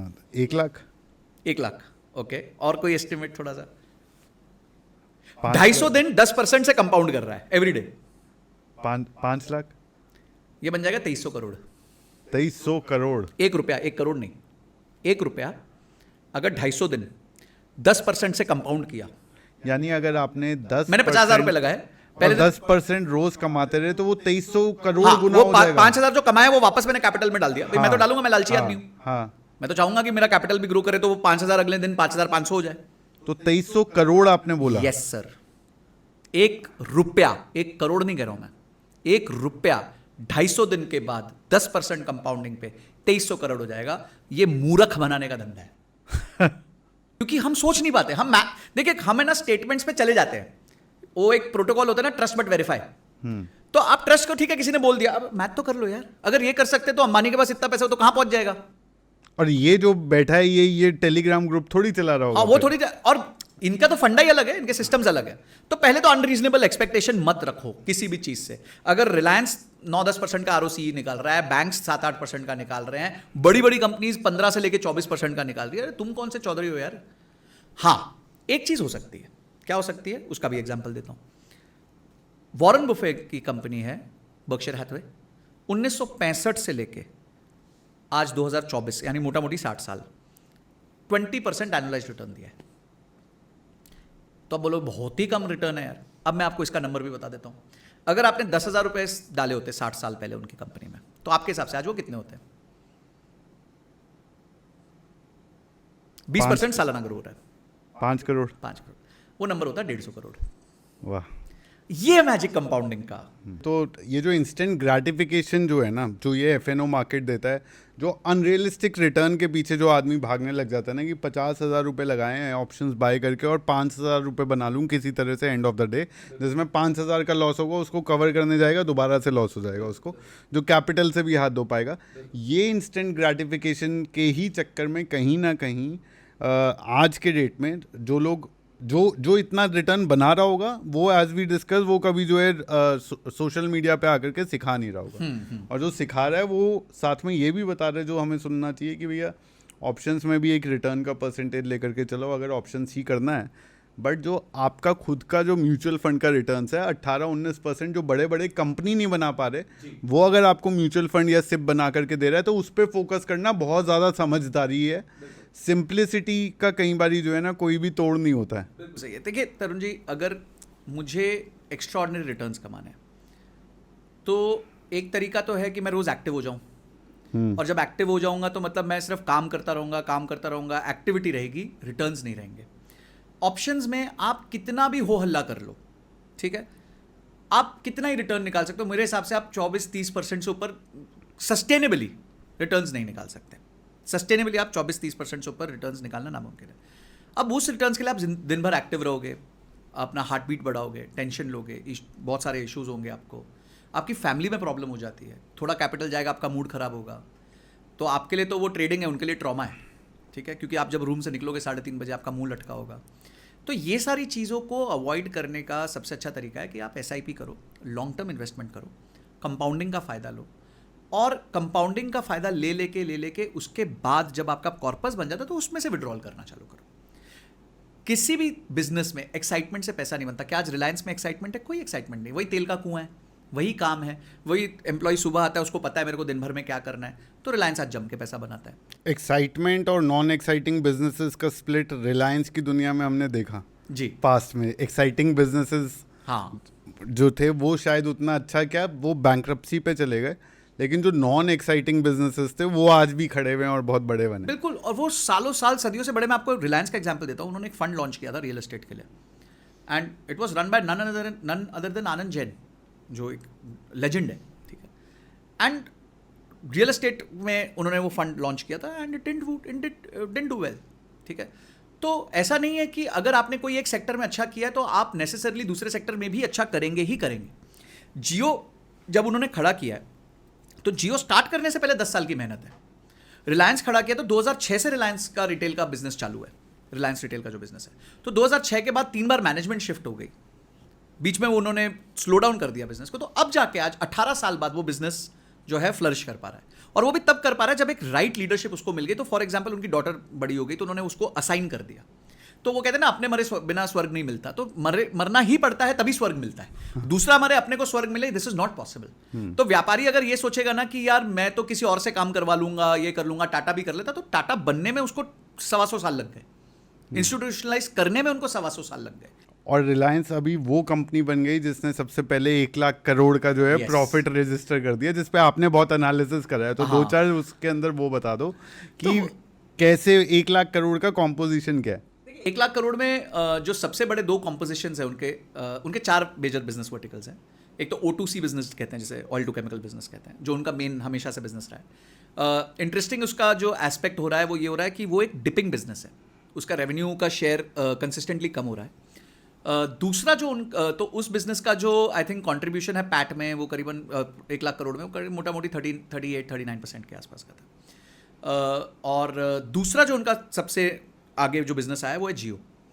तो जियो में जो मज़ेदार बात है ना वो ये है कि उनका जो नेट मार्जिन है वो करीबन 20% का है। जियो के कुछ इंटरेस्टिंग फैक्ट्स हैं, जैसे जियो का मैंने अभी बताया आपको पहले कि करीबन 181 रुपये का आरपू है। एवरेज रेवेन्यू पर user is only 181 rupees, but they have 45 crore users. 45 crore users हैं जो हर महीने इंटू 181। तो गेम इज वॉल्यूम, ठीक है। तो अप्रॉक्सीमेटली 7-8,000 करोड़ का उनका टर्नओवर है। तो 1 लाख करोड़ का उनका उस वर्टिकल का, जियो के वर्टिकल का टर्नओवर है, and it is contributing to 34% of their profitability today. तो O2C is number 1, next is Reliance Jio. Third contributor to their business is उनके तेल के कुएं हैं, वो हबीबी तेल के कुएं उनके लिटरली। तो उनका जो तेल के कुएं का बिजनेस है, जहाँ पे उनके पास KG बेसिन जो है, उसका मज़ेदार फैक्ट ये है कि 83% के आसपास उनका एबिटा है। 83%, मतलब 100 रुपये का रेवेन्यू आता है तो 83 रुपये उनका एबिटा बन जाता है। दर्शकों के लिए EBITDA is earnings before interest, depreciation, tax and amortisation, जो मेजरली ऑपरेशनल इनकम है। तो इतना ज़्यादा इसलिए क्योंकि जो तेल का कुआं खरीदा था तो उसके राइट्स खरीदे, वो तो एक ही बार खरीदे थे, पर वो कुआं है, वो तो निकले जा रहे थे, it is oozing money to them. Yes. तो वो आज करीबन करीबन उनको 14-15% पीबीटी पे कंट्रीब्यूट कर रहा है, और जो बचा हुआ लास्ट है वो रिलायंस रिटेल कर रहा है। तो ये कॉम्पोजिशन है। रिलायंस रिटेल का जो परसेंटेज प्रपोर्शन टू रेवेन्यू है वो बहुत कम है, 3.5-4% के हिसाब से। वो रिटेल बिजनेस है, टर्नओवर बड़ा है पर प्रॉफिटेबिलिटी काफ़ी कम है। तो ये 4 बिजनेस वर्टिकल्स हैं जो उनका 1 लाख करोड़ दे रहे हैं। मज़ेदार बात यह है कि उनका जो डेट सर्विस कवरेज रेशियो जिसे हम कहते हैं, जो मैंने क्षमता की बात करी थी, तो they can pay their interest 5.5 times every year. वाह। तो अपनी कमाई में से वो 5.5 बार ब्याज दे सकते हैं। तो उनके ऊपर अगर 2-3 लाख करोड़ का भी लोन है तो कोई बड़ी बात नहीं है। तो मैंने वही शुरुआत में कहा था कि 1 लाख का भी लोन ज़्यादा होता है, कभी कभी 1 लाख करोड़ का भी लोन छोटा होता है। तो Reliance is a classic case जहाँ पे इतना बड़ा लोन होने के बावजूद भी उनको कोई फर्क नहीं पड़ता। क्यों? क्योंकि उनकी क्षमता इतनी बड़ी है। उन्होंने मतलब इतनी ज़्यादा क्षमता कर ली अपनी कि वो अपनी कमाई में से 5.5 बार ब्याज दे देते हैं। संजय, जब हम जैसे लोग लोन लेते हैं ना, तो हमें हमेशा होता है फोरक्लोजर कर दें किसी तरह। ये 20 साल नहीं चलना चाहिए, 2-3 साल में, 4 साल में, 5 साल में, जिसकी जितनी इंक्रीमेंट आएगा तो आपकी ईएमआई की एलोकेशन आप खुद बढ़ा दोगे कि यार ब्याज लग रहा है नहीं तो। वेराज ये कंपनीज के केस में क्या होता है कि ये they never think of foreclosure, they will think of कि क्रेडिट लाइन कैसे बढ़ाते रहे, एनहांस करते है ना। वो शायद जो आपने पहले बात बताई कि वो किसकी कितनी क्षमता है। वो पैसा अगर मेरे को एक बार मिल गया 8% पे, लेकिन मुझे पता है मैं 14%, 15%, 16% उससे कमा रहा हूँ, तो मैं कभी शायद वापस नहीं करूंगा क्योंकि मैंने आर्बिट्राज समझ लिया उसका। बिल्कुल। तो मेरे को फ्री, देखिए वर्किंग कैपिटल जिसे कहते हैं, ये वर्किंग कैपिटल हो गया, आपके लिए कैपिटल काम करने लग गया। मैं रिलायंस का ही केस लेता हूँ। एक कॉन्सेप्ट होता है ग्रॉस डेट, एक कॉन्सेप्ट होता है नेट डेट। तो इसको सिंपल करूँ तो अगर समझिए आप पे 10 लाख रुपए का उधार है तो उसको कहेंगे ग्रॉस डेट। आपके पास 1 लाख रुपए का कैश इन बैंक है, पड़े हुए हैं पैसे, तो ये 1 लाख से आप 10 लाख का लोन में से 1 लाख रुपए वापस कर सकते थे। तो अब आपका नेट डेट हो गया 10 लाख माइनस 1 लाख, 9 लाख रुपीज। ठीक है। तो आपने वो 1 लाख रुपए रखा होगा कि भाई कोई इमरजेंसी है, कुछ है, तो मैं लोन अभी 1 लाख रुपए वापस नहीं करता, ये इमरजेंसी का पैसा रहने देता हूं। बट रिलायंस के केस में जो उनका ग्रॉस डेट है उसका 50% उनके पास कैश पड़ा हुआ है आज अकाउंट के अंदर, कैश, प्योर कैश। मतलब वो चाहें तो इमीडिएटली अपना लोन 50% आउट कर सकते हैं, खत्म कर सकते हैं, पर वो नहीं करेंगे। जो बात आपने बोली, उनको पता है मेरा 9% पे बोरोड है, मैं 15-16% बना लूंगा, क्यों बैंक को वापस करूं यार। और बैंक को तो मजा आता है ना, उसको तो इंटरेस्ट कमाना है। तो बैंक का तो काम ही इंटरेस्ट कमाना है, उसको तो चाहिए कि रिलायंस जैसे और 10-12 कंपनी बने तो हम जम के उनको लोन्स दें ताकि हमारे को ब्याज बने, क्योंकि उनको ब्याज मिलेगा तो वो हमारे को ब्याज देंगे 3-4-5%, 7% जो भी वो देते हैं। तो ये साइकिल है। तो ब्याज एक बुरी चीज नहीं है, बिकॉज वो पूरे इकोनॉमी को घुमा रहा है। तो रिलायंस के केस में ये भी एक बहुत बड़ी उनकी अचीवमेंट है कि ऑलमोस्ट 50% उनका जो लोन है उतना कैश उनके पास हाथ में आज पड़ा हुआ है। तो ये उनके बैलेंस, वो बहुत ताकतवर बैलेंस शीट है, वो ऐसे ही अंबानी नहीं है। एक संजय रैपिड फायर करते हैं, ठीक है। जो भी आपके दिमाग में सबसे पहले अनफिल्टर्ड सवाल है वो बताना, जो जवाब है सिप या ETF। प्रेजेंटली मैं सिप ज्यादा कर रहा हूं तो मैं सिप करूंगा, but I would like to evaluate ETF, but right now SIP. Business expansion के लिए number 1 preferred source of capital. Customers money first capital, की पैसा कस्टमर से आ जाए, कस्टमर का पैसा नहीं आ सकता तो खुद का पैसा, और तीसरा अगर वो भी नहीं आ सकता तो डेट का पैसा। सबसे बड़ा business failure recent Indian economy में। I think Nirav Modi is one of the biggest business failures. ऐसा क्यों लगा आपको? मॉडल में क्या गलत था? मॉडल में इतनी ताकत नहीं हो पा रही थी कि वो वही उसकी क्षमता नहीं बन पा रही थी। तो जो लोन्स लिए जा रहे थे वो फॉल्स पेपर्स पे लिए जा रहे थे, तो यानी बिजनेस में क्षमता नहीं थी। अगर क्षमता होती तो उनको फॉल्स पेपर्स करने की जरूरत नहीं होती। तो that's why the biggest mistake was. दुकान से मार्केट प्लेस से क्विक कॉमर्स, नेक्स्ट क्या है? क्विक कॉमर्स की कैटेगरीज अमेजॉन जितनी बड़ी हो जाएंगी, will be the next thing. Quick commerce से ज़्यादा मुझे अभी मेरे लाइट में नहीं दिख रहा कुछ होगा, but categories will expand massively. Celebrity endorsements जो हैं स्टैटिस्टिकली सिर्फ 5% बिजनेसेस को हेल्प करते हैं। कौन से बिजनेस को सेलिब्रिटी इंडोर्समेंट के लिए जाना चाहिए और किसको बिल्कुल नहीं जाना चाहिए? अगर आप छोटे बिजनेसेस हो तो आपको माइक्रो इन्फ्लुएंसर्स पे जाना चाहिए, जिनकी डायरेक्ट आपकी ऑडियंस के साथ इन्फ्लुएंस है। और उसमें भी एकदम मैसिव इन्फ्लुएंसर्स के साथ मत जाओ, छोटे छोटे नैनो इन्फ्लुएंसर्स पकड़ लो। अगर आप एक बहुत बड़ा ब्रांड हो और आपको एक एंट्री करनी है किसी मार्केट में, तो और आपके पास पैसा है, तो आप एक रिस्पेक्टेबल फिगर को एक सेलिब्रिटी की तरह ले सकते हो। इंटरनेशनली सेलिब्रिटी बिजनेस सबसे अच्छा एग्जाम्पल कौन सा है जिसमें बहुत अच्छा क्लिक करा? आई थिंक जो इनका बिजनेस है प्रियंका चोपड़ा का, anomaly, I think she has done phenomenally well. She is very close to being the first number 1 beauty brand now. Fenty number 1 है रिहाना का, but she is now number 2. And Rihanna को 7 साल हो गए, उनको सिर्फ 3 साल हुए हैं, तो I am sure she will beat Rihanna. अगर एक कंपनी में आपको अगर एक कंपनी में कॉर्पोरेट डेट के लिए इन्वेस्ट करना है तो कौन सी बड़ी 3 चीज़ें देखोगे आप? वही 3 चीज़ें जो बार बार मैं कहता रहा हूँ कि कमाई की क्षमता, असेट की क्षमता and possibility of recurring revenue for the company. हाँ, उसकी कंपनी का. ताकि वो मेरे को सर्व हाँ, वापस मुझे देखो, मेरे को क्या चाहिए, मुझे ये चाहिए, मुझे मेरे पैसे ब्याज मिले, मुझे ये चाहिए कि मुझे मेरा प्रिंसिपल वापस मिले, और कंपनी कमाएगी तभी ये हो पाएगा, नहीं तो हो ही नहीं पाएगा. सबसे ये जो पूरा गिग इकोनॉमी में आपका फेवरेट गिग जो आपको लगता है बहुत पैसा बना सकता है फ्यूचर में? AI agencies. I think they will change the world. And my son said a very beautiful thing about AI.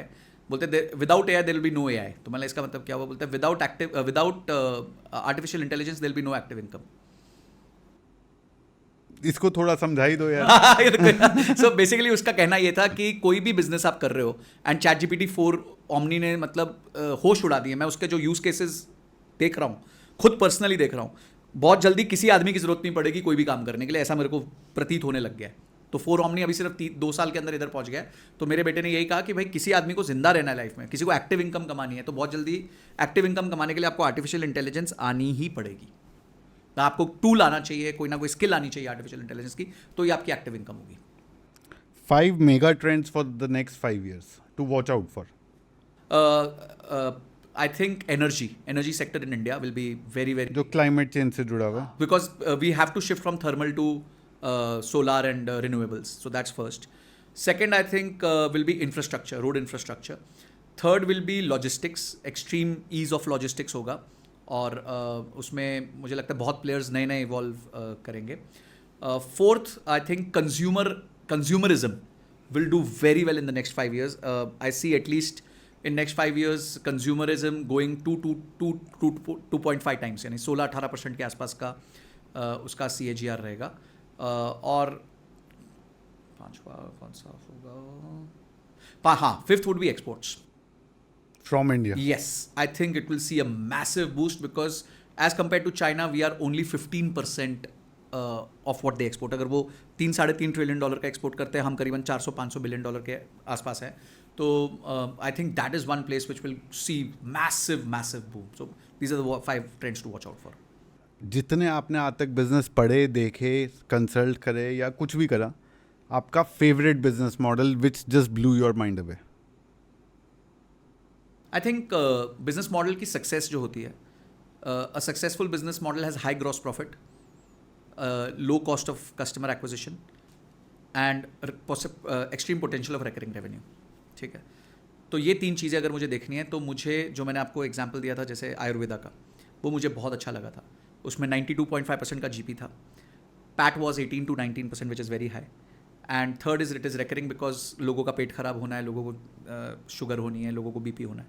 तो I think Ayurveda based solutions would do very well. It is really blew my mind because कहीं भी आप 18-20% के PAT की बात करते हो तो एक बहुत सिग्निफिकेंट नंबर होता है. लास्ट एक थोड़ा कॉन्ट्रोवर्शियल क्वेश्चन पूछ लूँगा मैं कि एक ऐसा बिजनेस जिसका मॉडल आपके एवैल्यूएशन में आपको लगा कि बहुत ही बकवास है but the company is doing very well. हाँ, India Mart. India Mart, but I think they have developed a moat. उन्होंने जो मोट बना लिया है वो बहुत अलग बना लिया है. मॉडल में कोई बहुत ज़्यादा ताकत नहीं थी बिकॉज गूगल उससे बेटर काम कर सकता है, फेसबुक उससे बेटर काम कर सकता है, बट जो इंडिया मार्ट ने मोट बनाया, बहुत एक सिंपल मॉडल को उन्होंने बहुत ज़्यादा अच्छा कर दिया. तो मैंने कभी सोचा नहीं था कि इंडिया मार्ट जैसा मॉडल इतना अच्छा कर लेगा, but hats off to them, मतलब hats off to them, they are making 40% PAT. तो ये इस पे मैं पर्सनल एक्सपीरियंस अपना संजय बताता हूँ. 2013-14 की दुनिया में भी मैं इंडिया मार्ट विजिट वगैरह करके देखा था कि क्या है क्या नहीं है. जब मैं ये पॉडकास्ट का सेटअप कर रहा था, कुछ चीज़ें मैंने इंडिया मार्ट से सोर्स करी, क्योंकि आपको जो है डायरेक्ट फैक्ट्री से जो है सप्लाई मिल जाता है. तो I think it's a unique model. नहीं, उन्होंने ना मोट बहुत अच्छा कर लिया, जैसे हम कहते हैं ना USP कहते हैं जिसे. तो उन्होंने जो अपना USP इतना ज़बरदस्त कर लिया है कि today they have 14 crore buyers and sellers on their platform. तो उन्होंने लोगों को जमा कर लिया है, उन्होंने डिस्कवरेबिलिटी बहुत ईजी कर दी है, और आपको पिन चाहिए, पियानो चाहिए, शिप चाहिए, कुछ भी चाहिए, उन्होंने वहां पे कर दिया. तो आई थिंक वो उन्होंने रियली बहुत अच्छा काम किया है. नहीं तो अगर वो सिर्फ एक लीड सेलिंग बिजनेस होता कि भाई लीड ले लो. तो I think it was most pathetic business model. I think the way they have design the model now and created a मोट, इतनी बड़ी वर्कफोर्स है उनके पास, इतनी बड़ी सेल्स फोर्स है उनके पास, and they are doing almost 800-900 crores of revenue with 250-300 crores of PAT. It is phenomenal. It is salute है अग्रवाल साहब को इस मामले में. तो सबसे ज़्यादा अंडररेटेड कंपनी एक और बता दो, ताकि अगले पॉडकास्ट में हम उसकी जो है परफॉर्मेंस देख लेंगे जब आपके साथ दोबारा बैठेंगे. अंडररेटेड कंपनी मेरे को आई थिंक अब शायद वो कंपनी बेटर कर गई है, बट कुछ साल पहले जब मैंने उसको देखा था उसने बहुत अच्छा किया है, which is 5-star finance. 5-star finance has done now started doing very well of late, 1-1.5 साल से. बट जब मैंने उसको फर्स्ट टाइम देखा था I was amazed, and I think 2-3 things which really zapped me were 94% of their business was from south, and they were doing 26 to 28% average interest loans. और जो उनका पैट का परसेंटेज था 10% of loan book, I think this really, मैंने बोला यार ये तो मैजिक है जो उन्होंने करके रखा है. And I think with hardly 1.5-2% NPA, तो बहुत ज़बरदस्त बिजनेस मॉडल उन्होंने क्रिएट किया. तो इट इज़ अ वेरी, अभी भी मेरे को लगता है बहुत कम लोगों को पता होगा 5-star फाइनेंस के बारे में. It's a very very good company, very good company. Super. अब संजय, जो हमारे यूज़र्स हैं उनके लिए अगर एक आपको लास्ट पार्टिंग मैसेज बताना है, व्हाट इज़, अगर एक मंत्रा ऑफ सक्सेस देना है उनको, तो वो क्या होगा? Extreme consistency, persistence, long term thinking, long term thinking broken up into short term actions, and not going for these little gains कि भाई मैं 50,000 लगा दूंगा तो 5,000 बना लूंगा.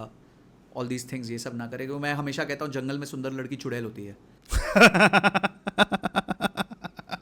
तो आपको अगर कोई आके ऐसे चीज़ें बताए जो सुनने में बिलीव नहीं हो रहा, तो 99% चांस यही है कि वो गलत है. तो आप ये सब बहकावे में मत आए. वो स्प्राइट बोलता है ना, अपनी अकल लगाओ, तो अपनी अकल लगाओ भाई.